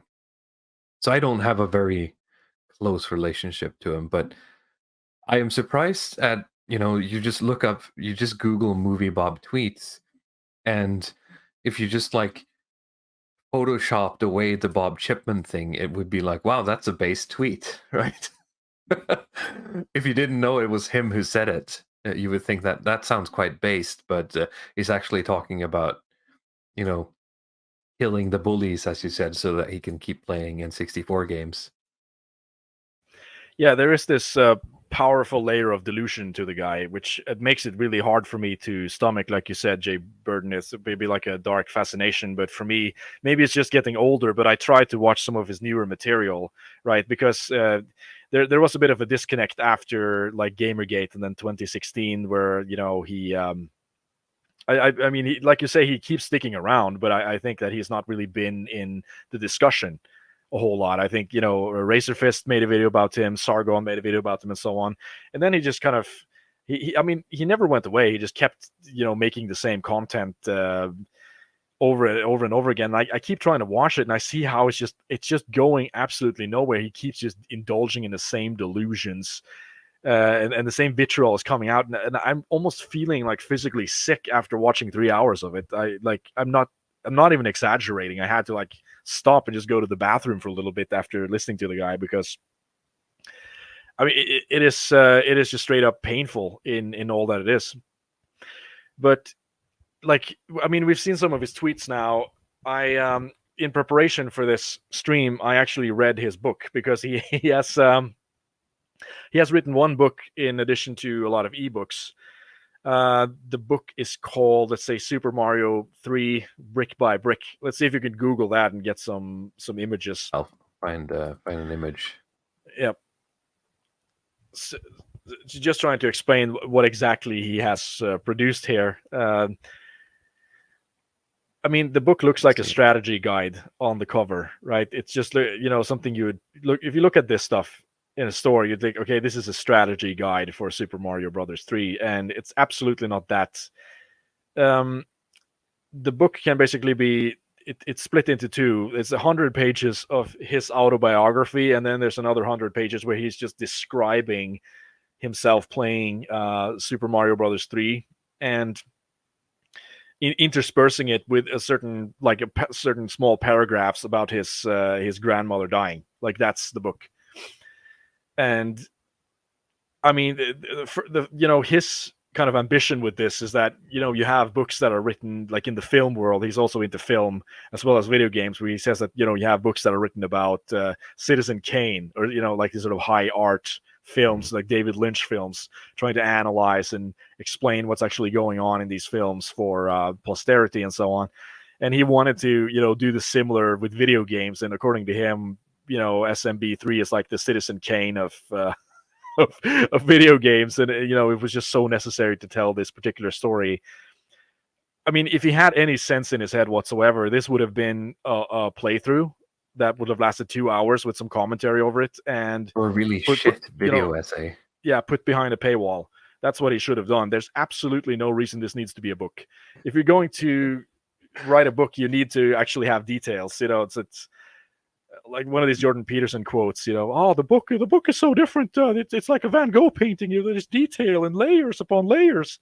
This book does not have that. It's just it's like him talking about Super Mario Brothers 3 is the lamest thing I've ever read. To be honest, it's like watching someone, some kind of Indian who's been tasked on Fiverr or something to describe what's going on, like for some person who's blind or something, in Braille, trying to explain what's actually happening in Super Mario Brothers. That's how banal it is.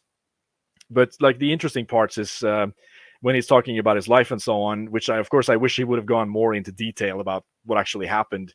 That's kind of why you write the book, right? I mean, if you put all the embarrassing stuff in there, I think there's this quote, Emile Chiron, who's this pessimistic existentialist philosopher, who said that if you're going to write a book, you should write the stuff that you're afraid to tell everyone else, or like the deepest, darkest secrets that you will not tell anyone. That's what you should put in the book, right, to make it as good as possible.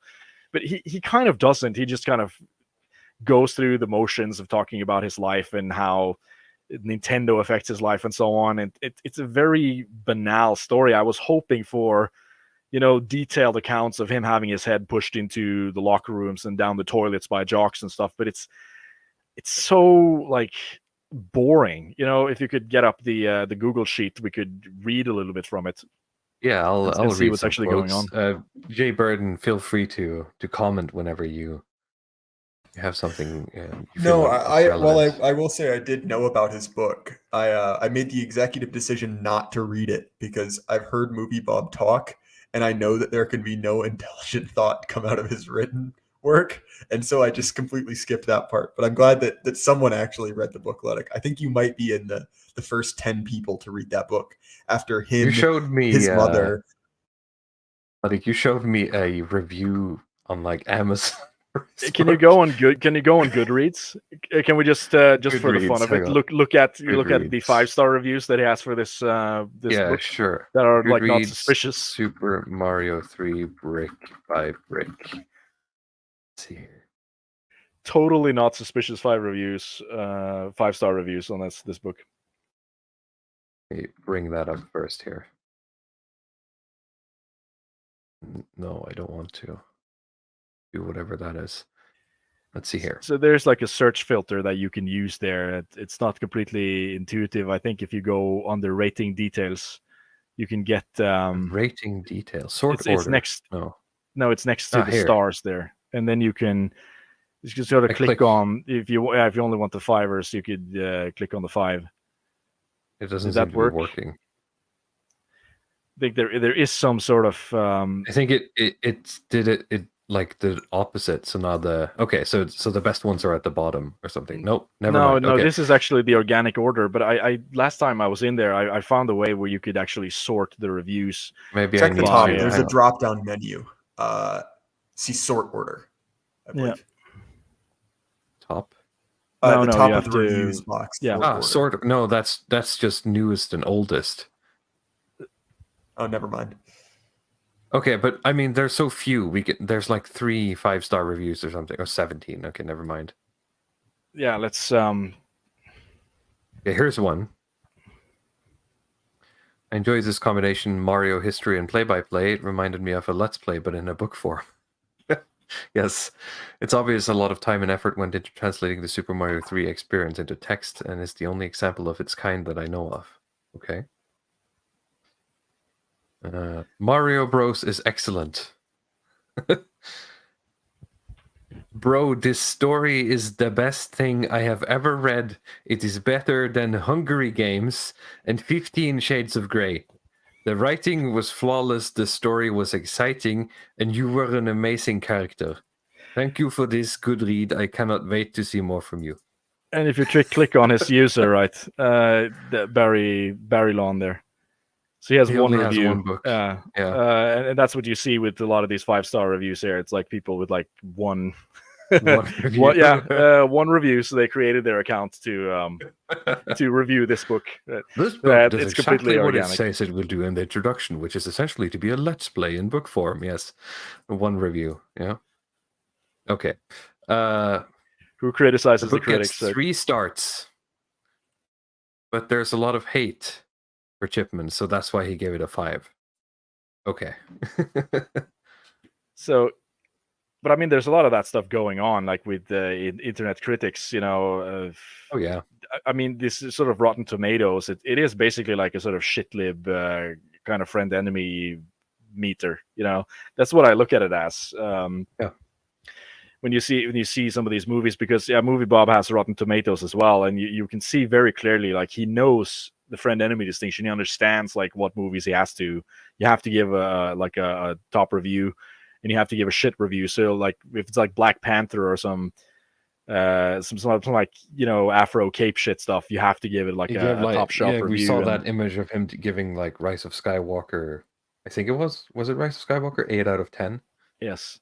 Um, And if it's like female Ghostbusters, it's like 8 out of 10. And if it's something like the film of like Hillbilly Elegy, like by J.D. Vance, that's like 2 out of 10 because it's really bad and it's like white people in it. And the Book of Eli, it's like 2 stars, even though you have. Did you see it in his tweets as well? Yeah. He has an extreme hatred for like the southern lower class. Let's put it like that. Yes. So if it's white and if it's like Christian, evangelical, anything like that, he can sniff it out immediately, and he will just use whatever little power that he has to go on the attack. Yeah. Yeah. Okay. Do you want me to read from Beyond Borders? Yeah, you can read the Unhappy Childhood. So. Well, this is quite a bit. Okay. Stop me if you want to comment. Any of you. Yep. While I won't claim that I had anything close to an unhappy childhood, particularly compared to many of my friends, I wasn't having an easy time of pre-adolescence. I was, quite emphatically, a nerd in every sense of the word, save for academic excellence. I had too much of a problem with authority to be any good at schoolwork, but was still too weird and bookish to be accepted by most of my peers. Now, we talked a bit about this before the show started, Ludwig, but I found this first paragraph here extremely funny because he's basically spending a paragraph trying to say that he's not like other boys while explaining how he's just like every other boy. Yeah, exactly. So, I mean, I talked to you about it previously, but there's like so much in this book that I mean, it strikes me as being very familiar. I probably have the same amount of gameplay hours, under my belt as this guy, and I could have written my own autobiography, just like talking about the video games that I played and how they affected me and so on. But I've always tried to like bury it. I never wanted to define myself in terms of cape shit or the culture consumption, even when I was doing it for escapism, which I eventually recognized that the reason I'm sitting in and playing all these games is because my life is not going very well, right? So I'm just trying to escape. And I never wanted this to be my identity in a sense, but that's where like, me and Movie Bob diverge, where he is just kind of completely leaning into all of the worst parts of himself and of humanity. Like it's like this complete inversion of common sense and healthy values. Everything that's kind of unhealthy is good. Everything that's, libertine, indulgent, that those are actually virtues. They're actually good things. So it's just so painful. Yeah. Oh, sorry. I mean to step on you. No problem. So to me, if we're going back to the broader theme of Gen X and the search for authenticity, Movie Bob is really the ideal subject in the sense that he has, in his search for authenticity, basically conflated his consumption habits with who he truly is. And so for him, consumer choices, like what he uses for escapism, essentially, have become his core identity. And when you combine that with kind of, his personal politics of, like being on the right side of history, you have this toxic brew of essentially like, well, I need to be the right type of person. I need to create my own. His bio-Leninism radar is tuned to perfection, and he knows exactly what to say and think to be able to stay in this sort of like consumerist bubble. Oh, no, 100%. You've hit the nail on the head there. And when you know a little bit of his backstory, like for instance, he doesn't earn very much money. He's on government provided healthcare and he's diabetic. So essentially he requires the government to exist, for him to survive in his current form. He knows perfectly well that, when Trump wins, quote unquote, which is why he got like crazy after Trump, it's like when we win, quote unquote, it's over for him, right? No, 100%. And he is exactly the ideal subject. All he wants is to consume and then get excited for next product. He's medically dependent on the system. His job doesn't exist, unless this incredibly complicated, incredibly complicated, like globalized system, functions perfectly. He really is someone for whom, like, not only is he just objectively a loser, but everything in his life depends on, the system staying in control. And so, like, you're right, like his friend enemy radar is impeccable. Like, really, like, if you want to look for your friends, find who Moviebob hates. It's better than you could ever be at it. But it is almost also like everything you say about, like, the idealized Bugman. This person who just wants to be, like, fat and alone and to just escape from reality. Go into their little world where they can have exactly the kind of consumer products they want. Like, this is him. We found Mr. Bugman. Like, there's a reason that the Soy Jack was modeled off this guy. He's kind of like the epitome of it. And so it's a useful way to examine that trope because, instead of being this abstract concept, it's just a real guy who exists. It's perfectly put. And like you said, I mean, his job not existing, it's not just that his job as a film critic relies on the complex globalist infrastructure, but a film critic who wants to cover the type of stuff that he does. Because if you continue reading the quote, you'll sort of see that, like, he just wants to talk about the stuff he likes. He doesn't want to go out and see, like, okay, what are people interested in? And I'm trying to adapt myself to the consumer demand. He just wants to talk about, like, his consumer stuff, so the niche is even smaller. Like, I mean, it's exceptionally small, and he's just not willing to budge on his, like, preferred cultural Bugman tastes or, like, his lifestyle or anything, but not 1 inch. And it is really like the blue America, in a sense, like Team Blue in America, that sort of guarantees him that he's going to be able to keep doing that until he dies. But yeah, Walrus, if you want to keep reading, we'll learn a little bit more about Mr. Chipman here. Yes, I'll keep reading. Just give me a second. Here we go. Instead of dealing with this in some kind of mature fashion, I made one bad decision after another, including the classic asshole move of trying to endear myself to the cool kids by trying to join the name-calling and belittling of the other uncool kids. You never stopped, Bob! You never stop! A part of me will probably hate myself for that until my dying day. I should probably add that I was attending a Catholic school at the time, so all my issues came packaged alongside an inseparable religious guilt to boot, and the teachers, free from the rigors of dealing with kids with serious problems like their public school counterparts, had plenty of time to devote to fixing me. I was in the principal's office. Did you want to comment? Yeah, I was just going to say, that's a very odd complaint to have. Yeah, we didn't have any serious problems, so my teachers had tons of time to spend with me and to make me a better person. That's such an ass backwards complaint. Like, I can't believe I went to a good school where my teachers cared about me. Like, what the heck? Like, that's absurd.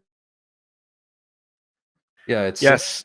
And I mean, apparently they didn't do enough, right? I assume that because it's a Catholic school, I don't know, I mean, the specific year, but maybe they still had corporal punishment, right? They should have brought out the exorcists for this guy, because, I mean, he's just that far lost. Moose Footloose as a W for urban schools. Okay, let's continue. I was in the principal's office a lot, and so were my parents. They tried therapy, but I developed an unhelpful hobby of reading about child psychiatry techniques and then either purposefully subverting them or smugly informing the therapist that I knew why he was doing what he was doing. I even had an EKG, which at least required me to stay up all night beforehand watching Nick at Night and playing Nintendo, so there was that. I think that's very interesting that, once his lifestyle is threatened, then he's smart enough, apparently, to read about these things in order to sort of preserve himself. But he said he wasn't academically excellent, right? So it's not that he's, like, I'm not calling him super smart, but he's smart enough, right? To fit into the midwit. He really is, like, the true midwit. Like, obviously he's not a complete moron. He has retarded takes, but he writes enough. He can write technically cogent English sentences. So he's not like a literal retard.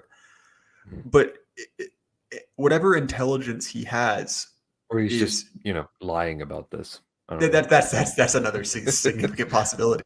But it truly does strike at the heart of the midwit, right? Because obviously the midwit is referring to IQ, but there's no direct correlation between being 115 IQ and being a midwit. Like, there are plenty of people who are incredibly intelligent and yet are midwits.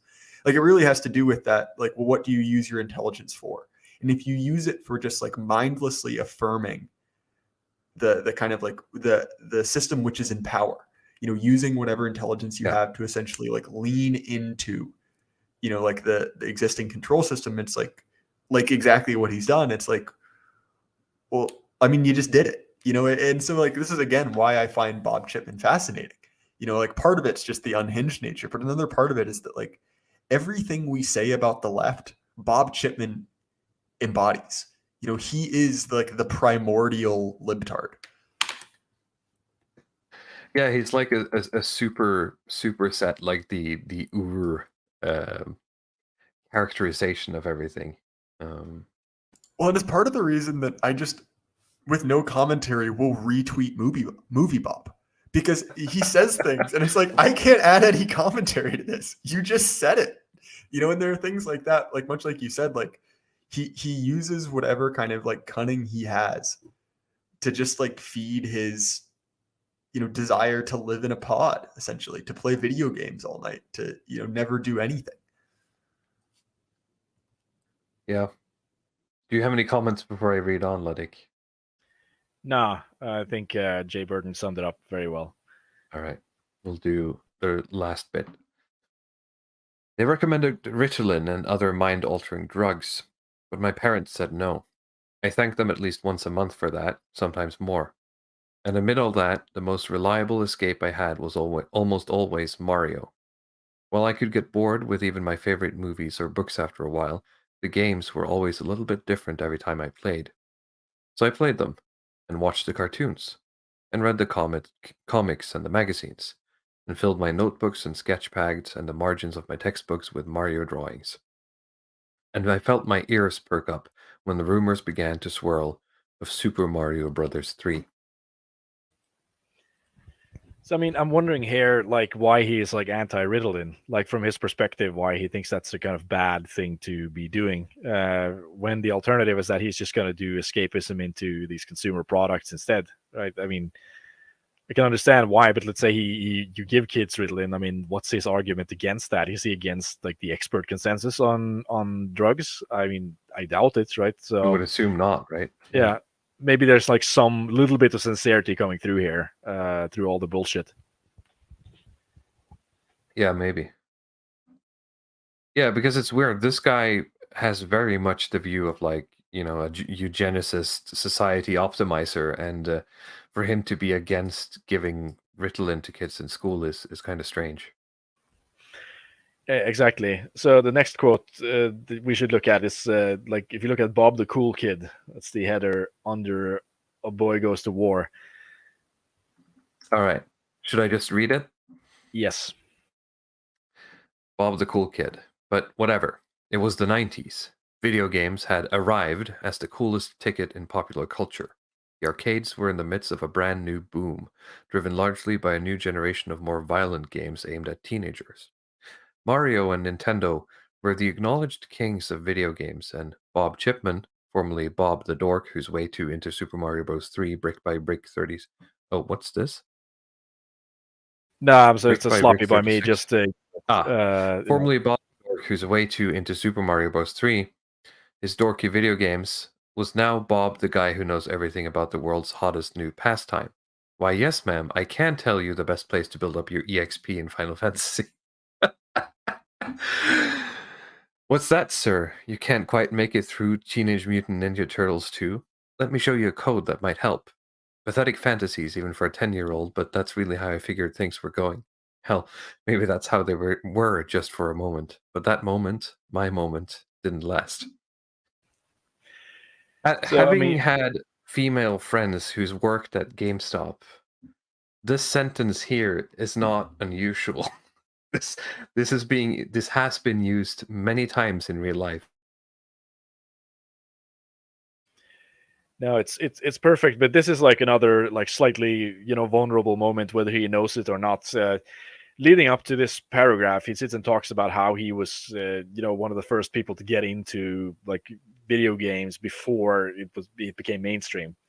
So he was a loser because he was a nerd that was just like way too into it, and then like the stuff that he was into became mainstream, and he got like a real kick out of it because now he was the expert. Like he was sort of like top dog for being expert at this particular thing. And Yeah. the stuff that broke his streak is basically like Mortal Kombat or like Doom. The dude bro gamers. Yeah, like when you get like the sort of dude Gamergators. bro teenage extreme stuff, like this kind of violent stuff that's like it's not as hugboxy as he would have wanted. He prefers the kind of cozy Nintendo kid stuff to forget about life. Basically, he doesn't want to Bing bang wahoos. Yeah. But I mean, anybody who is quote unquote a video game nerd, I mean, just start playing Mortal Kombat. There's, you can just adapt and learn that game and be the man, and who knows the most about Mortal Kombat. If you're a geek already and you understand game mechanics, there's no reason why you couldn't do that and just keep being on top. But like, this is like his insistence he wants not just to not change his lifestyle, but he wants to remain within his like particular little niche of that lifestyle and not budge an inch to adapt to even the people within the broader video game sphere. Like he only wants to talk about like this kind of side-scrolling platformy Super Mario Brother stuff. Like that's the only thing that he wants to talk about. He does not want to talk about fighting games or shooters or strategy or anything like that. It's just like pure escapism into escaping my bad childhood stuff, and that's the only thing that I want to do. So it's quite it's quite fascinating in terms of like his psychology. I mean, there are some other funny quotes here that I just added in here about like his use of language. If you look at the personal Vietnam I gotta quotes, read personal Vietnam. In my memories, the great console wars dragged on like my own private Vietnam, and it didn't help that I was still constantly in trouble at school and in and out of therapy at the time for anger, attention, and authority issues. However, it really only lasted a couple of years. So, I mean, he keeps using this type of language throughout the book. There's no way. I don't know how it was in the U.S., but I mean, the Great Console Wars, quote unquote, it can't have been that big of a deal to affect anyone in real life in any way, shape, or form, right?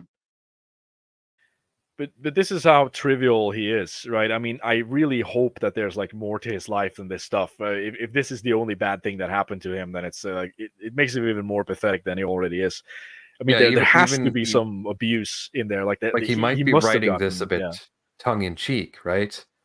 But there's got to be something else to write about, Bob. As you said, there has to be like some dirty stuff.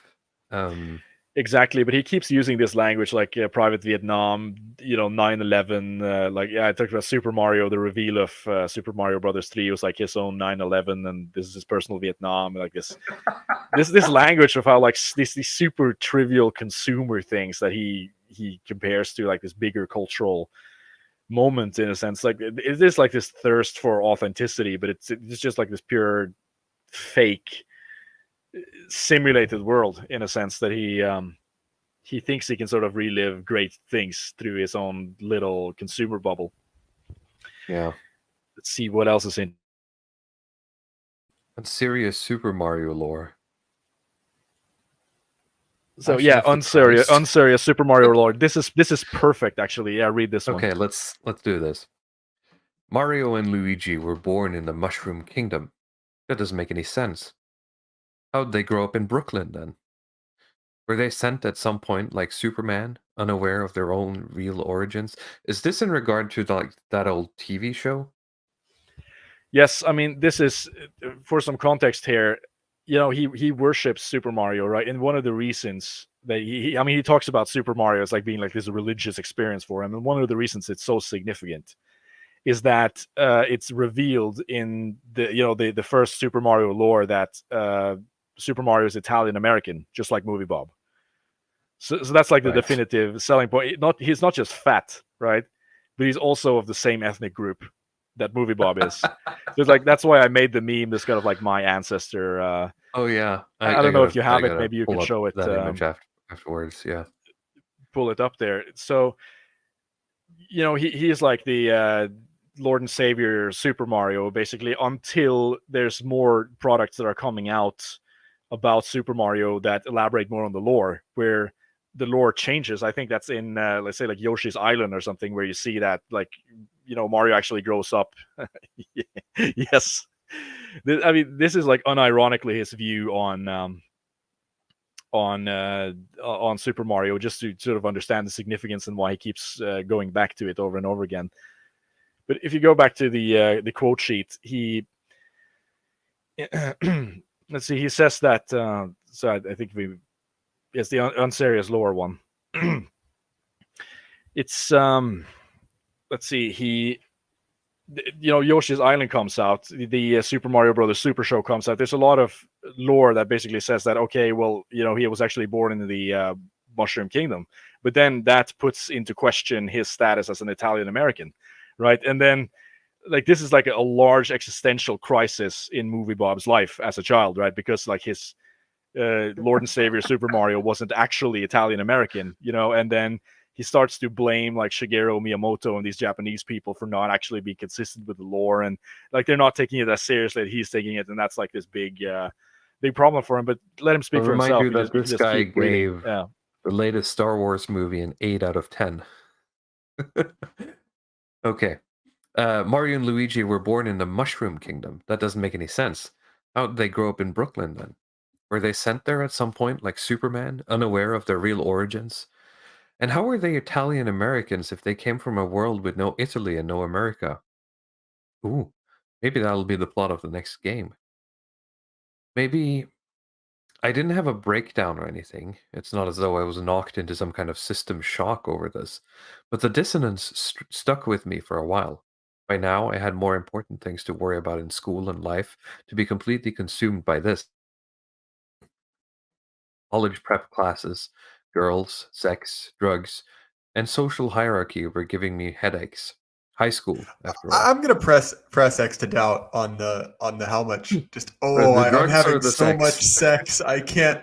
I just can't cope with it. I You look like Bob Pittman. couldn't deal with this new Super Mario lore because I'm too busy having sex. I'm just having so much. I mean, right, guys? Like you have so much sex, you just can't deal with Super Mario. Oops, you're All like the sex sand. is giving me a headache, guys. Come on. Come on. Like I always think on, of yeah. that scene, and it's a stupid comedy movie, but in that 40-year-old virgin scene or virgin movie where they make Steve Carell describe what breasts feel like, and he's like, oh, they feel like bags of sand, and that's very much what Moviebob seems to be doing. Like, oh yeah, hello fellow sex havers, how are you doing? Yeah. Just like slipping that in there. Okay. If I'd learned to keep my Nintendo worship relatively in check in the Sega is cooler days, I could hold it back for the age of everything but PlayStation is for kids. Mario games had been my thing, my refuge from everything else when I needed them. Now that refuge was tinged ever so slightly with doubt. It wasn't that Not from Brooklyn changed anything fundamental, but it felt so cavalier. That it wasn't presented as a surprise drove home the reminder that most of what Generation NES considered canon for its games was often just hastily composed fall mythos for US ad copy. And part of the story I'd been devoted to might have just been a narrative placeholder for Nintendo. That Shigeru Miyamoto, huh? Yeah, isn't that interesting? Like these Japanese people don't really give a shit about your Italian American creed. They're just creating, their own form of goy slop in terms of software. Yeah. I don't know if I have any more comments on it, but yeah, Robert, 2 bombs weren't enough, Chipman. Yes. At one point, it's going to have to come to that, right? Worse than Wait. Read the. the first line under Passion of the Christ. Just the Yeah, first I'm just gonna read everything. All right. Sorry, this is killing. Meanwhile, my second blockbuster job led me to what seemed at the time like a stroke of great fortune. The An fact that older there are gentleman. two is incredibly funny to me. Like either he got fired and then brought back, or he's like, I quit. I'm getting a real job, and then ended up working at Blockbuster Video again. Like the fact Yeah, that they took him that's kind of back- what happened actually. Yeah. Yeah, was it at the same place? No, it was at two different places. So Alright. he tried to quit to do something else. I don't remember in particular. And then what he it came was. back. Okay. Yep. Meanwhile, my second blockbuster job led me to what seemed at the time like a stroke of great fortune. An older gentleman, who will remain nameless, came in asking if he could leave some flyers. Turns out he was starting up a film criticism show for local cable access television and was looking for on-air talent. Star policy said I had to tell him no, but it said nothing about me volunteering for this position myself. After a set of meetings and conversations, I was hired to do the show along with this person and a female co-host. The resulting show was what you'd expect from local cable, but it was exposure and a chance to work on my craft, such as it was. I was the colorful member of the team, the younger guy with the wild opinions and the deeper film knowledge. It was a fun time while it lasted. If you just pause it a little bit, I really tried to find like some footage of this stuff. It would have been great if somebody has that or can dig that up, because there's apparently some local cable show that's been run where Moviebob is like this regular guest. And I assume that he doesn't come across as cool as he makes it sound here, but it would have been great to if I'm that's sure possible to locate. if Kiwi Farms hadn't been bonked as many times as it has, it will still be around. Someone probably has it. Okay. I'd never gotten much of a sense that anything was especially off about the guy running the show. I knew he was fairly conservative politically. Wow, red flag, guys, red flag. He was an ex-military and an ex-cop, but it had never come up in any kind of negative way. But upon the release of Mel Gibson's The Passion of the Christ and the controversy surrounding it, something seemed to change in him. I was fairly certain both co-hosts knew that I'd seen the film and hadn't cared for it, and expected it would make a good show when we sat down to review it. Instead, I got a phone call and an unnervingly scary life experience. My employer, though for the record I wasn't technically being paid for my services on the show, summoned me to a meeting in his van in an empty parking lot early in the morning. He did freelance security work, or he said he did at least, and was on the job. This set off more red flags than I could count, but I showed up to meet him. He presented me with a printout of a scathing blog review I'd posted after seeing the film the first time, and wanted to know what I had against Jesus Christ. Unwisely, I offered that my objection was to the anti-Semitism in the film and was told that those people had Schindler's List. Now it's our turn. Based. I just imagine. Nice. So look, like obviously, this story didn't happen, or if it did happen. It did not happen like this. But the picture he's painting is hilarious. This like schlubby guy working like unlicensed security detail is so enraged by this blog post. He brings him in and he's like, "What's your problem with Jesus?" Those people had Schindler's List. Yeah, Now it's exactly. our turn. This book is great. I can't believe I didn't read this. I might have to check this out. You could just hear the Hans Zimmer score in the background. Yeah. I mean, there's a lot of crap with the little pony inside, So you're getting the best stuff on this this sheet. Most of it is just super boring. Yeah. Okay. I was then told that he would be using the passion discussion as an occasion to promote the film's positive message, and that if I wouldn't go along by saying that I liked the movie, my time on the show would be over. And that was that.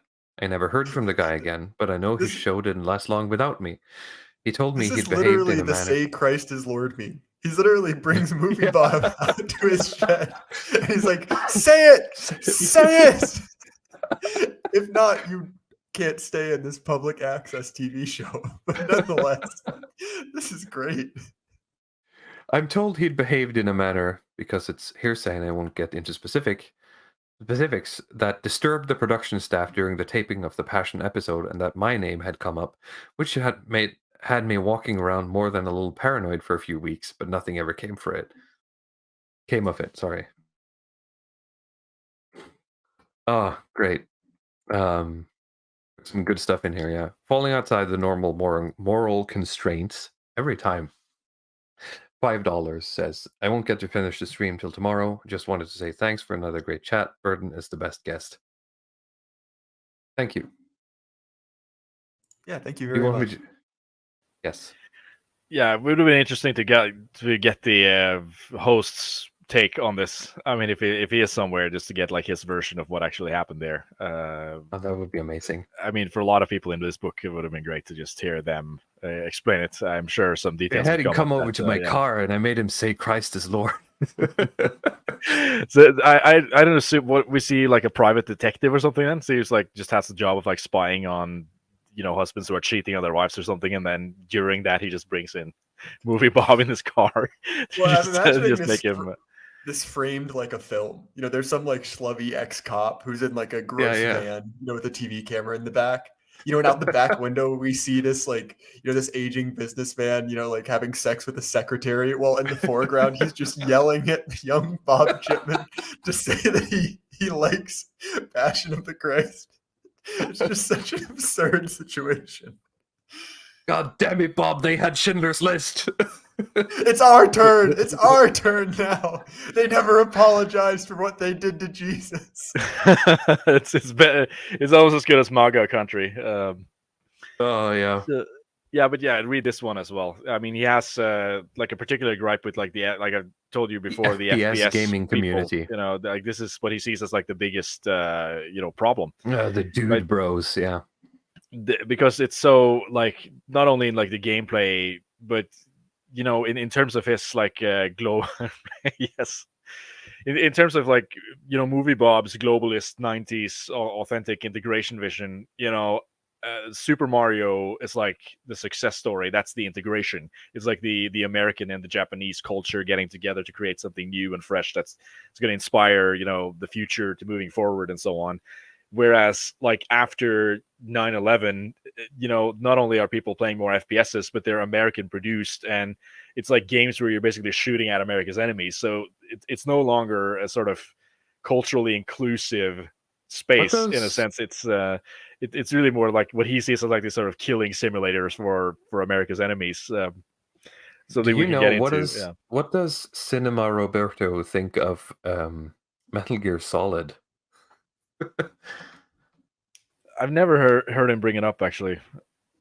So I will say this is a really stupid thought, but pre N64 era, what actually is the difference between Mario and Luigi? Like really, like in the actual games? Quite literally, it's just color. That is the only thing that's actually different. Yeah, about unless the they two did something in like Super Mario Bros. 3, but I don't quite. I mean, remember having read this book, I can answer the question. In Super Mario Brothers 1, it's just like this kind of color palette swap, right? But in Super Mario Brothers, that's what I think I'm talking about. 2, in Super Mario Brothers 2, that's actually like a different game that they had to just retcon to use the Super Mario license.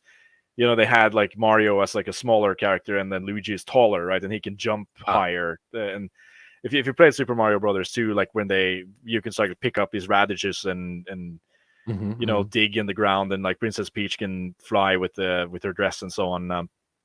Like Luigi has like a higher jump, and he is taller in that game, so they have this like slightly different build and skills. Okay, thank you for breaking that down in Zoomer terms, because I think the first time I encountered Mario was Luigi has a Super higher Smash skill Brothers ceiling Brawl. than Mario. Okay, in 2008, I was spending a lot of time online, re-engaged with a gaming community that in many ways not only didn't resemble the one I recalled, but seemed openly hostile to it. A mirror image that hated its own original subject. The feeling of inclusiveness that I remembered, perhaps in rose-colored exaggeration, born from gaming culture and nerd culture having originated as one and the same, and thus sympathetic to misfits and the socially oppressed, had been replaced by a culture of bullying. A crude, cruel horde dedicated to shunning not only the old iconography of gaming, but any attempt to build a new one beyond the borders of the online multiplayer military shooter culture that had come to dominate. Whereas I'd recalled a culture that flaunted its own pseudo-multiculturalism given the sheer volume of the medium that came from the alien culture of Japan. Interesting that he tags it as pseudo-multiculturalism here. Alien culture of Japan. I now found a rabidly xenophobic culture that would not only happily purge the weird Eastern influences of the past, but also resisted the injection of any perspective that didn't align with that of a white, heterosexual, middle-class male. I was told in feverish, excited terms that gaming had matured. But from my perspective, it had merely aged. And even then, only into adolescence. The childlike, and yes, occasionally childish innocence of gamer culture I remembered had morphed into the persona of an ignorant, hormone-fueled, id-driven teenage boy, violently resentful of women, fiercely protective of privilege, eager to prove machismo, and utterly contemptible. Of course, this culture despised the we, representing as it did a fusion of all that they sought not to be, a group activity where they cultivated detachment, colorful and exuberant, where they priced darkness and edginess, and inherently foreign. It was easily the most proudly Japanese feeling trend American families had happily adopted since the suburban koi pond, where they'd come to worship the digital age version of American muscle. Some of these sentences are very strange to read. Yeah, it's not edited, I think, by Yeah. anybody. I mean, like, the editor would probably have told him to not write the book at all. But What is very like you strange said, is how, as someone who, I mean, as a millennial, I suppose video games was a part of me growing up as well. But I, at least early on, had a lot more influence of older games through my father and his computer. So it's weird that he sees as sort of like the birth of the video game is like, Super Mario, and that the next evolutionary step of it has been the shooter game, right? The military shooter in the mid 2000s, where like if you want mature games, I mean, you can play Daggerfall. Well, right. Like there That's was a for lot of adults. ground covered. Right? Like to me at least. And look, like I said in chat, I had a weird path where I didn't play video games at all, until I was kind of midway through middle school, and so I kind of came to the whole thing late. But like when I think of the game, like there's a lot of ground between Super Mario Brothers 3 and Call of Duty. Like you were saying, like there's the whole immersive sim thing, there's the whole like CRPG trend, like both genres I really enjoy. And like if you're looking for quote unquote like mature games, like basically you can just read all day in a game. Like if you really wanted to. And look, like I'm not like the biggest like, gamer, quote unquote, as an identity, but like it is a weird construction that in his mind, that was just a like an off on switch. Like there was no transition between the two. Yeah. And at the same time, like he's talking 2008. I think something like Demon's Souls was released in 2008, which would really put a dent in Moviebob's perspective, considering that's a Japanese game made with explicitly Western iconography. Yes, and I mean, yeah, there's the thing that I mentioned previously, that he is not willing to move outside of his kind of hug box of what he likes with, through his childhood experience of escapism in the Super Mario Brothers. But there's another thing to take into consideration, is that he sucks.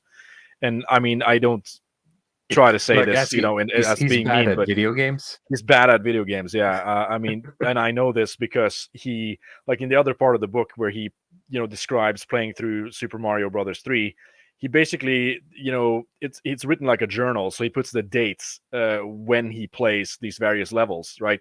And he takes over a month to complete the game.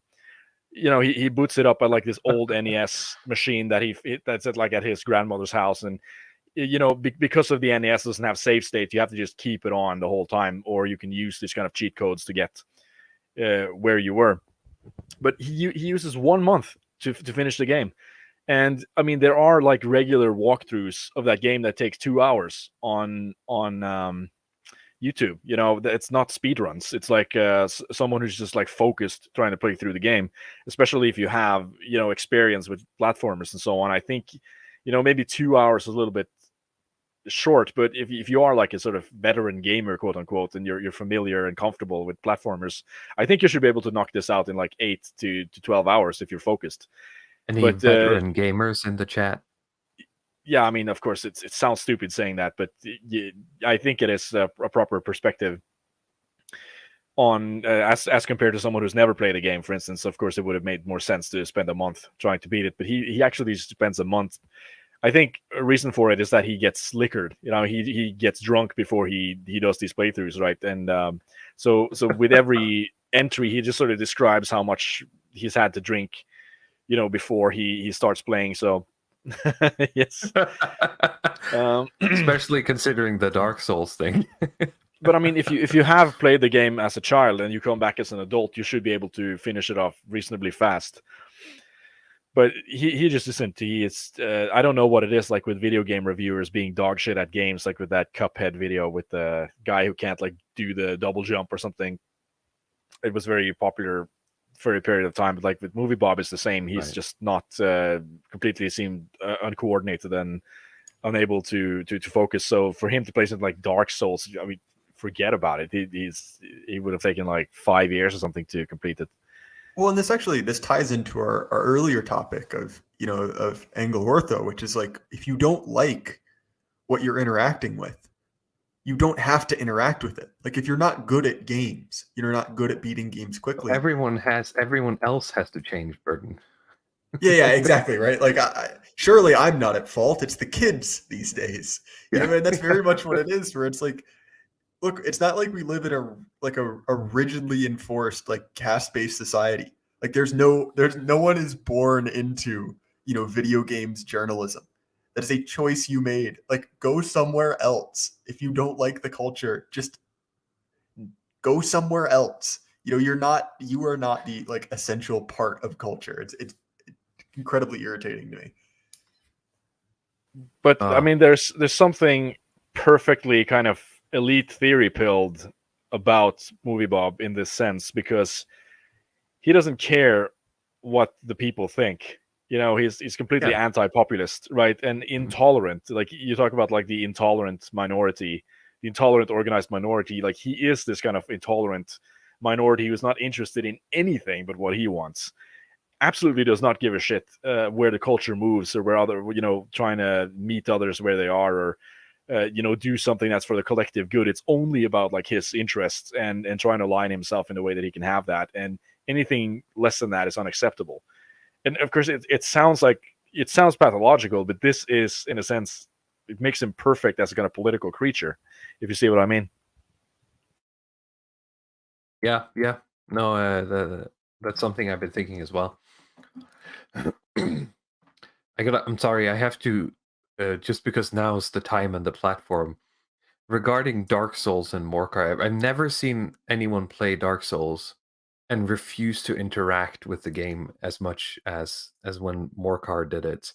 And by that I mean, people are like, oh, you read like articles about, people telling other guys to get good at Dark Souls, and it needs a difficulty slider. But it's like, the game is literally made in a way that if you actually care about what's happening, if you just spend 5 minutes and read your stats and read the items and read, all the tweaks and the little configurations you can do to your character, you can beat the game. You tweak the difficulty to your own sort of level. And refusing to engage with the game is the worst thing you can do. And it's like watching a contest of stubbornness when I watched Morcar play that game. Well, and look, like, as someone who's spent a lot of time with the FromSoft games, and is also considers myself particularly stubborn with video games, like, I have 100% beat those games the wrong way. I'm not a particularly like talented gamer, but like, there does come a point where you do reach the wall where it's like, okay, maybe the solution to this is not just beating my head into the wall. You know, and like I think the Yeah, thing it's that like, people okay, find hang on a so minute. This guy is weak to lightning damage. Maybe I should do something about that. Right. oh yeah, and so like the thing that I think I find satisfying about it is that there is, you know, kind of a problem solving aspect to it. You know, it's like, oh, like I'm getting demolished. Like, what can I do to make this easier? Like, either I can Yeah. just get good, you know, put the hours in, which don't get me wrong, I've definitely done, you know, especially when I had more free time. But there's another part where it's like, all right, like let's try something else. And so there's that kind of like power. I mean, it really is like, and this is not a particularly good thing, but it's like the power process that Ted Kaczynski talks about, right? It's like problem, hard work, solution, you know, Yeah. and when it is obviously not to the most productive end, but it is incredibly satisfying, you know, and Oh so yeah. I mean, that's why they're so popular, those games, because they allow you to experience that, the depths and the peaks and the valleys, I suppose, of overcoming these challenges so often, right? And with such consistency. no, definitely. And again, like I'm not some ultra hardcore gamer who like loves just the things that just like beat you down and are like the most difficult. No, But I don't either. it's not a concept I don't understand. And I'm not a professional video game reviewer. And so again, this is one of those things where it's like I don't understand how this can be your job. Like all you do in life is analyze this, and you have not picked up on something that's a fairly basic concept. Yeah. Again, I just do not get it. I don't know, man. It's But again, I keep coming back to it. It's like just complete unwillingness to kind of adapt to anything else, and it's like everybody else has to change for me in a sense. There's like and for again, if you are a sensible person who will adapt, like that attitude is completely impossible to understand. But like these are the people who sort of become political elites in a sense because they don't really, you don't have to understand anything, but they just seem to have opinions about everything. And because I mean that's where like apathy becomes a problem. It's sort of a political bottleneck in a sense that you have people who sort of they care about they feel like that's not my area of expertise, so I don't have an opinion on it, and that's a healthy thing. But from a political standpoint, it's really bad actually to not have opinions on stuff. Like you should have opinions on how things should be run and what other people should do at all times. It's something I've actually tried to almost train myself to stop being apathetic, and like if there's something that's going on, I should try to have an opinion even though I don't want to, because it's you like just like you're deboomerizing, you need to kind of like stop being apathetic in that sense. I don't know if I'm making sense right now, but yeah, these are just my thoughts. Yeah, no, I get it. Lumberg says, "Fat roll for the win." I actually, I am currently playing Elden Ring, off and on when I have time, and the first half of that game was, um, my goal was to basically have more. What's it called? Like the stance stat that allows you to not be like staggered than any boss I was fighting, so I can just force my way through them. Which is not something I've ever done. Poise, yes. Which is not something I've done in any other Dark Souls games. I'm mostly to be like medium or light armor to be able to dodge stuff. But now it's just about being a bigger tank than the asshole I'm fighting. All right, let's keep going.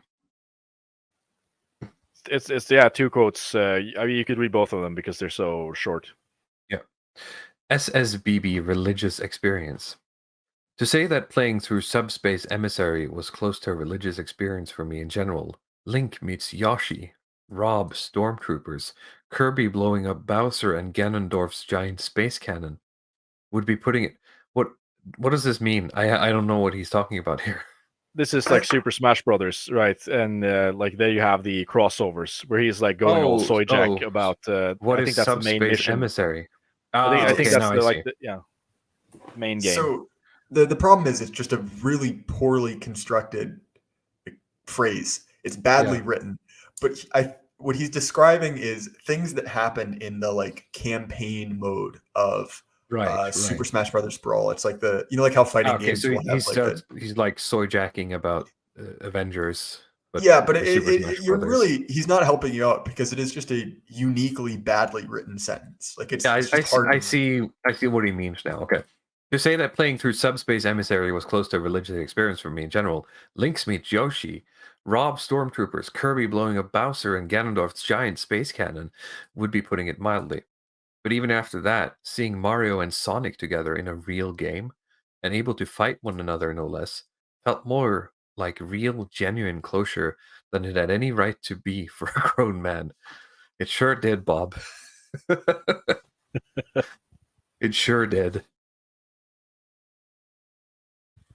Yeah, that's like the last significant quote, and the last quote that I put in here is just something that he adds like during the playthrough that I just found particularly like, why would you even put this in here? Let's That's do it. a sort April of funny 30, moment. 2012.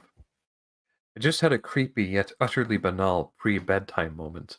A box of cereal I vividly remember opening and eating from a day or so ago is sealed shut. It has never been opened. I'm not sure what this means or implies, either about me or the cereal. Did I hallucinate eating cereal? Of all the things to conjure, why that? And if so, why not a cereal I liked more than Special K red berries? If I was going to dream of cereal, I'd have preferred it to be something more potent like Fruity Pebbles or Boo whatever. Time to play some of the water levels. So I recently, How much does this cost? This book? You could check it out. It's probably on sale. I can't imagine it's much more like maybe $10, $12 or something. But you have to order it. Like there's no shop with any sense that's gonna have this stocked. So it's like this very niche, internet video game book publisher that you have to buy it from. Of course, you could just get the PDF, right? That's what I did because I had a copy of it. I gave it away to someone else, and I wasn't able to borrow it back, so I just found the PDF, which you can get for free. Right. Wait. I think that's all the quotes we have.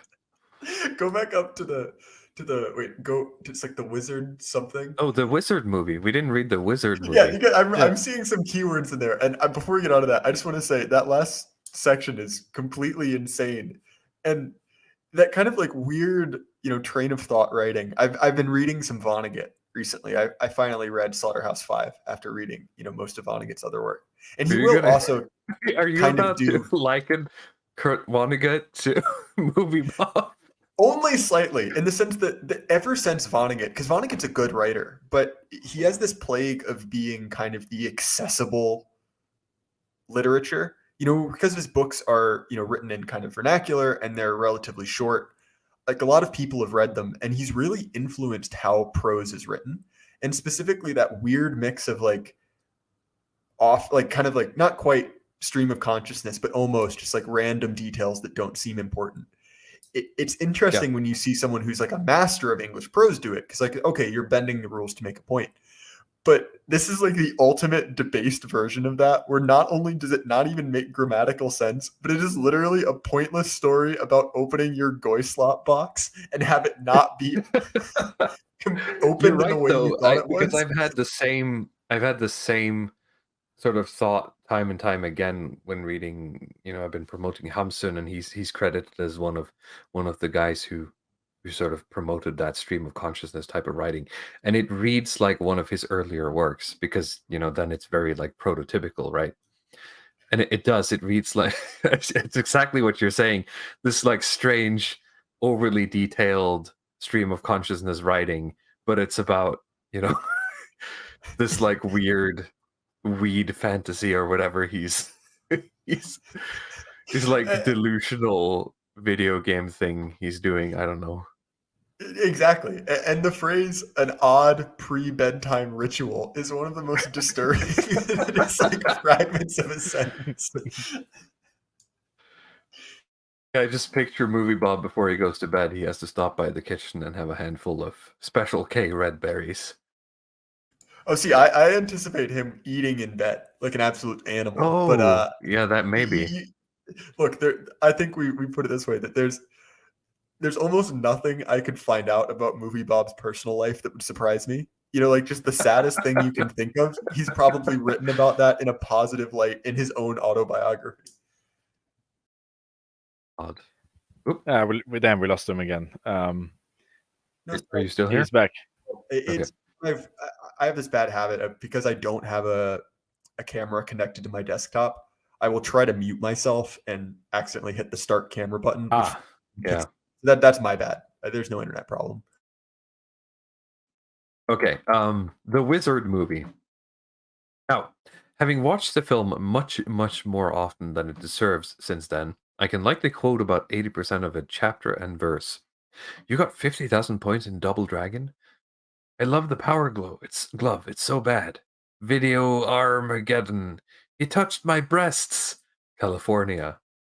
But the climatic reveal of Super Mario Bros. 3 is seared into my memory the way JFK's assassination was for my parents' generation, or the way 9/11 would be for mine a scant 12 years from then. ... This man literally, nothing has happened to Moviebob. Like he's defined his life around the He's most. grasping at straws like a madman. Yeah. It's Oh, just wow. it's just it legitimately is kind of pathetic. And so in much the same way that I think that the Coomer meme, really kind of changed the discussion about like, NoFap and like how guys on the internet, related to sexual content, by kind of showing you like, wait a minute, like this is what you become, kind of like showing you your face in the mirror, even in kind of like a silly way. I kind of look at Movie Bob like that. Like this is what you could become, like kind of like there, but for the grace of God go I. Mm. And in a weird way, like I do find Movie Bob pitiable because this is a really pathetic life. And not just saying that to dunk on him, but like there's a Yeah, danger. looking at it from the outside, it's very sad. No, it is. And I think that in all of us, just by being like kind of, people of the internet, there is that tendency to escapism, that tendency to like obsession on things that don't really Oh, yeah. matter. And then you see this man and you're like, oh, I've got to stop. I can't let it get too far or I'll turn out like this. It's very much like It's an like the Ebenezer inner Scrooge. J man. You have your inner Movie Bob. Yeah, exactly, 100%. And so like there's multiple layers to my obsession with him. I don't even say obsession like I know everything about him, but the reason I still kind of follow him around on the internet. And that's definitely a big part of it. Just the like, I want to keep him around so I don't become anything like him. Yeah, Ludwig said it earlier. You can sort of define yourself in opposition to Movie Bob. Yeah, no, it's absolutely perfect. In that sense, he's actually kind of useful, and it's not going to get any better, right? He is 41 now. Is going to be 10 years. Is going to be 50. What else is he going to do? He's just going to keep going down this track that he's always been going down. Every year it gets a little bit more sad than the previous year, so it's going to be funny. Hopefully, it'll be like a cautionary tale for younger men out there. Yeah, hopefully. Sorry, I was just over at his channel looking at what he's been posting. But he has like 130K subscribers, which isn't bad. Yeah, but he's been very consistent with putting stuff out there, and of course, he looks like he's extremely prolific in creating videos. You have to realize that this is like the only thing that he does. He doesn't have a day job, right? Right. It's kind of in, and he makes more money like working for these reviewing companies than he did with Blockbuster. So, in the book, it's explained that he lived with his parents until he was 31. And then he was able to move out and find an apartment, but then he kind of lost some of that revenue. It's likely that after that he had to move back in with his parents again and so That on. must have been like, hang on, because if he moved out at 31 and he got fired from the Escapist because of Gamergate, which was in 2012, so that must have been why he had to move back, because he got fired. Yeah, at least I think so. It's not explained fully in the book, but I assume that with the living costs and everything, even though he's not living in New York, he lives in Massachusetts, I think. So that I don't have that much more to cover from the book, but I just wanted to know if like he's been up to anything interesting in these last 5 years, because the last time it was significant was during the the Gamergate debacle and like with the Trump election and so on, where people were trying to call him out for debates and stuff, and he actually, he was a little bit more visible on the screen I mean, of course, he's never going to do debates or anything like that, but that's again one of his accidentally kind of based political intuitions, just not doing debates, even though it's because you suck. You just kind of realize that it's a complete waste of time to do this stuff. You're just gonna have to stay within the little corner of power that you have and just completely turn every screw you can to target the enemy, and not bother engaging with discussing things or trying to moderate yourself.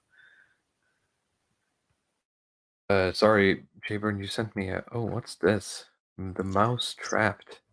So one of the great things about Moviebob is that he has a special like series for political content or political like kind of related to movies or anything, and it's not like amazingly hilarious. But as I was kind of going through his YouTube channel, I started looking at his thumbnails, and I will occasionally, ironically, dip my toe in Occasionally. clickbait. But this man, I've is seen so some of your shameless. thumbnails. Look, I don't do them for real videos, so it's okay. I'm ironically doing something shameless, so you can't make fun of me. 7 arrows. But there is just something about it that like there's both the sadness of like this is what he's become, but also like I think you're dead right when it comes to like he really hasn't done much since Gamergate, and he's still just kind of churning out these videos, and his channel is just like slowly shrinking and going down to nothing. Like, look, I don't want to say like any of us have like the best YouTube metrics ever, but like this guy's getting despite having okay, fair point, but despite this guy having like over 100,000 subs, like he's barely cracking the 10,000 15,000 viewer mark for like short clickbait videos, which fair enough, like I get it, he's making his money, but like how long can this go on? Well, knowing the other side of YouTube, I mean, you're not making that much money. Yeah, you're certainly not making the kind of money you'd want to be in your late 40s, Like at this point, I guess Blockbuster doesn't exist, but you have to start to do the math. Like, are you really coming out on top of this? Yeah. And this is quite funny, of course, because you'll see tweets where he talks about himself as being like this coastal elite who it was not affected by globalism or anything like it, because he has like these unique skills that sort of makes him globalism proof, unlike all of these like mid-American hillbillies and so on. Yeah, he was supposed to be in space by now, isn't that one of the tweets? Let me see if I can find it. Here we go. 2019. I was supposed to be on a starship by now, conversing with intelligent robots, deciding what sort of body I'd like to upload my immortal consciousness to. Instead, we're all still on this fucking rock, wondering how to placate the white working class. End of April 2019. I'll never forgive the troglodytes who stole the future I earned to prolong their worthless existence. See, this is what I'm saying. Like, where else outside of like a Hollywood movie would you find someone who uses the phrase troglodytes unironically? like if I was going on talking about how the white man had been infiltrated by mongoloids, you'd assume that I was some like, out of time 1920s phrenologist, like this like mustache twirling, like crazy person. But the left-wing version of that still exists. And this is like the funny part of him, which I just think is hilarious because like any like completely retarded take, just turn the vitriol up like 150%, and Moviebob has 3 of them. Yeah. And like I think that's the thing that I guess like why I kind of keep in touch with him is that as like it all seems to dwindle, because like look, like everyone knows like YouTube is not a long-term game plan. Like no one makes it past a few years at their peak popularity. But also like generally you don't see people that are this kind of like hateful and spiteful and like useless, and so like there's a part of it that's like what is the ending for Moviebob? And at least in my mind, like I don't know if I want to know, because it's probably not particularly uplifting. It does just seem like he's kind of getting what he wants in a certain way. He's getting all the escapism he wants, and it just seems to be like it just seems empty. And I don't know, maybe I'm out over my skis here, but that's what I think. There's just 2 endings. At some point it's going to be state-assisted suicide, or it's going to be the degenerates like you belong on the cross ending. and Heart attack. or heart attack. I think that's probably I would the file most that likely. under the state-assisted suicide. Yeah, it's going to be that, or he can't pay for his diabetes medication, something like that. That's what I think is going to happen. But I mean, you talk about like his ending is sad, like his entire existence has just been sad, right? So, but in he has done much better than he deserves. That's really what I think, because he's aligned himself, politically well. I mean, he's probably benefited from student loan forgiveness. I remember reading tweets where he was just gloating about it nonstop, right? And he thinks that he's going to get another $100,000 student loan forgiveness for his film degree, and so on, that he probably still hasn't paid back. So this is to slightly take it into a different direction. I keep hearing things that's been declared unconstitutional. I don't know if that's true or not, because my sources for that are Telegram and Twitter, the two least reliable sources of news. But I do think that if that turns out to be true, if the student loan forgiveness gets struck down, would that not be the biggest irony in the world? That Biden basically bought all these votes, and he bought it with a check that bounced. It's almost like it would be like the perfect irony. Yeah, it would be great. I'm just not holding my breath for it. I don't even understand kind of the legal ramifications of it, but I've heard the same things, not just from Telegram, but I think Jonah Goldberg was on Sam Harris' podcast and talked about the unconstitutionality about it. And I guess, he's one of these kind of like center-right cucks like David French, but at least these people kind of know their laws. So I assume there's some credibility to that. Yeah. And I'm just looking at Moviebob tweets at this point. I mean, the dating on this, something happened, with Trump that really sent him. I mean, he really has the, what's it called, the TDS for quite a while. But I think he was very cuckoo before that even happened, right? He was always sure that wasn't going to happen. He was, braced for Hillary Clinton, so I assume he's, pissed about it. But I mean, his kind of heel turn was with the Gamergate stuff, right? Because before the Gamergate, and he had to kind of pick a side on it, he described himself as like this kind of like left libertarian, libertine guy, where I kind of enjoy my Japanese like waifu video games and so on. But like with the Anita Sarkeesian and the simping, he kind of had to take their side, because they are kind of in this journalism clique, in a sense, like these people who don't actually play games but have opinions on games, and through that are somehow able to dictate where the discussion is going to go and what kind of games are going to be produced, even though they're not going to play them. And have sex with the guys who make the games. Oh yeah.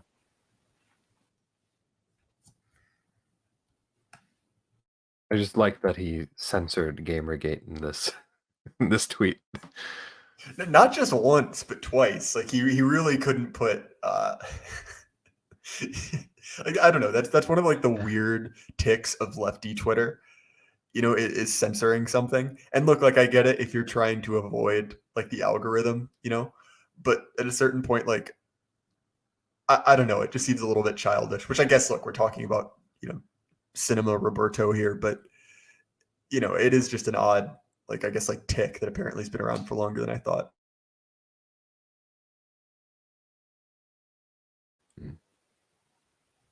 Yeah, the vitriol is high on this one as well. I mean, I don't know how do you think he thinks of himself as white? Maybe because he's Italian, he's sort of like, that's kind of a bit of a gray area there. So I always wondered about that, because I mean, I would think that he is a white guy, right? His brother is white, his brother's wife is white, and their children are white, and so on. And sitting and talking about this kind of stuff. I would have to see some DNA evidence. I mean, it's perhaps I I think heavily Moorish influence. But I mean, I think if in that kind of political divide in the United States, and like I don't want to sound like a lefty, but the concept of whiteness in itself, that it's exists, in the American context, where there's like this division between the European and the African, in a sense, or the kind of Latin American population, where like the term white is defined in that sense. And I think that, like, if you ask a black guy if Moviebob is white, I think it's the answer is very clearly yes. Or if he goes to prison, he's going to be in the white gang. But I don't know if that's something that he thinks about at all. Or he just he can say so many things about white people That's because actually he's a pretty just good like thought experiment to place people in, like to get people to place themselves like which gang would you be in prison? I just Yeah, I stumbled think- over this when I searched for Moviebob tweets, and I just wanted to show everyone this. Is that real? It seems real. Ugh. I'm not sure. Hello, fellow kids. How are you doing? Turn on your cringe inhibitors, folks. It's pretty rough. It's I can't imagine that world of memes and COVID existing in the same world. Like impact font, Nicolas Cage, like the whole phrasing of it, like all of it is just like this is like to me it's like that's the meme language of like 2011, like 10 Yeah. years ago. And look, like on the internet, time moves incredibly quickly. Like that just is like it's an incredible anachronism. It's like if you walk downtown, when you saw a guy in, full medieval armor, practically just the internet version. Yeah, of it's it. pretty It much does that, not yeah. make sense in this context. Hashtag too, like, geez, what is this? Yeah, what's the quote? I mean, the right decision made too late is the wrong decision, right? And that's what you're seeing here with these. They look dated. The hashtag LOL, and he's got 3 laughing, crying faces and so on. They put the watermark on there. Honestly, I hate this shit. I hate people who put fucking watermarks on memes. Like you went to meme generator and you just put like text bottom, text top in there, and then they have to put the stamp on it like it's some like it's some kind of intellectual copyrighted property, thing. Luddick Path. Yeah, It's their we own meme. this now. There's no open sourcing anymore. Like we own this meme now. This kind of shitty meme, but yeah. Oh, so I see in chat talking about Bob Chipman in prison. The point is, I forgot about this, that he defended the Cuties movie hard. Like he really, swung for it. And Zero Gold in chat, if Movie Bob was in prison, he'd have to be in solitary because we know what happens to guys like him. Yeah, pretty much. Which I think, Right, 'cause I he think the defended idea that Movie Cuties, Bob yeah. is allowed into a prison gang. Like even the even the neo-Nazi prison gangs have standards. Well, Let me see yeah, if I can actually, find that's quite Cuties. realistic. But I still like the prison gang thought experiment. It's usually kind of my standard rebuttal to the kind of when you get into the sort of race topics, right? And the people ask you, well, what does it mean to be white? How do you define white? I just say that, okay, we can just get a panel like from like 5 low IQ, high security prisoners of like various races, and they'll just tell you which gang they would have fit into, and then I mean, it's so not weird complicated. how like weirdly good his takes are if you like employ a bit of horseshoe theory to his to his tweeting. They're absolutely insane, but it's like, man, imagine if he actually meant it. I hadn't seen that mutant one, but I have a feeling Yiz would not have a problem with that. Yeah.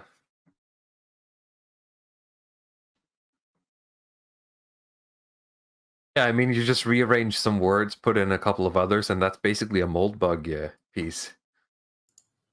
Yeah. If we just get him writing about dark elves, we'd probably get something pretty similar.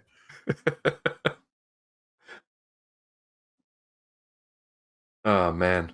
All right. Do we want to keep looking at Moviebob tweets, or should we call it a night? I might be done. Like I said, I got off a 10-hour shift and went straight into this stream, so I need to eat food, or else I'll waste you away. need to, yeah. Yeah. I mean, we're past like 12. It's almost 12 o'clock here, right? So, 12:30 but I mean, we could start rounding off. Maybe, I mean, there's some super chats. Are there any questions we should answer before we call it today? Get in your questions now before we leave.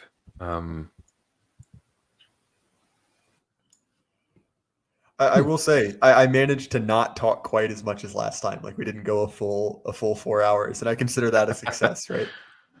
Right. No, I mean, we're all about the long form content here, so there's no worries. Yeah, I mean, we just started a bit later than usual today, so Yeah, what kind of asshole would be late to this stream?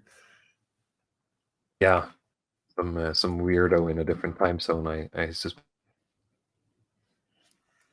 I will say, and this is completely off topic, but starting this job and working a more like I've done a lot of blue collar jobs before, but most of them have been kind of very independent. So like, hey, go fix this thing. Come back when you're done. But in a more like regimented factory job, the type of people that are attracted to that job are let's just put it this way, are highly diverse.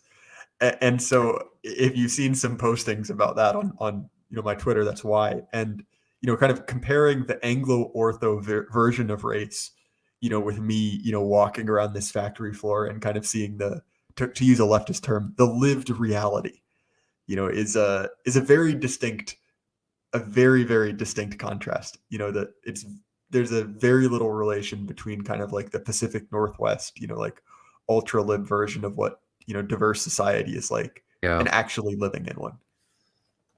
So there's no fruitful negotiation going on between white and black in the storage facility. The Amazon warehouses. I mean, pretty much, yeah. There's so much cultural interchange that we have armed police at every shift change. Jesus Christ! Just to prepare us, to protect us from the people who don't understand how fruitful that interplay can be. Yeah, it's reality is sadly a lot scarier than the leftists online would have you believe. So is this a Moviebob meme that he made? I don't know. These are just like random shitty things that like show up when I Google Moviebob tweets. I don't know why they're related, but I just found it kind of funny. Who is that? I think it's who is that next to Alex Jones?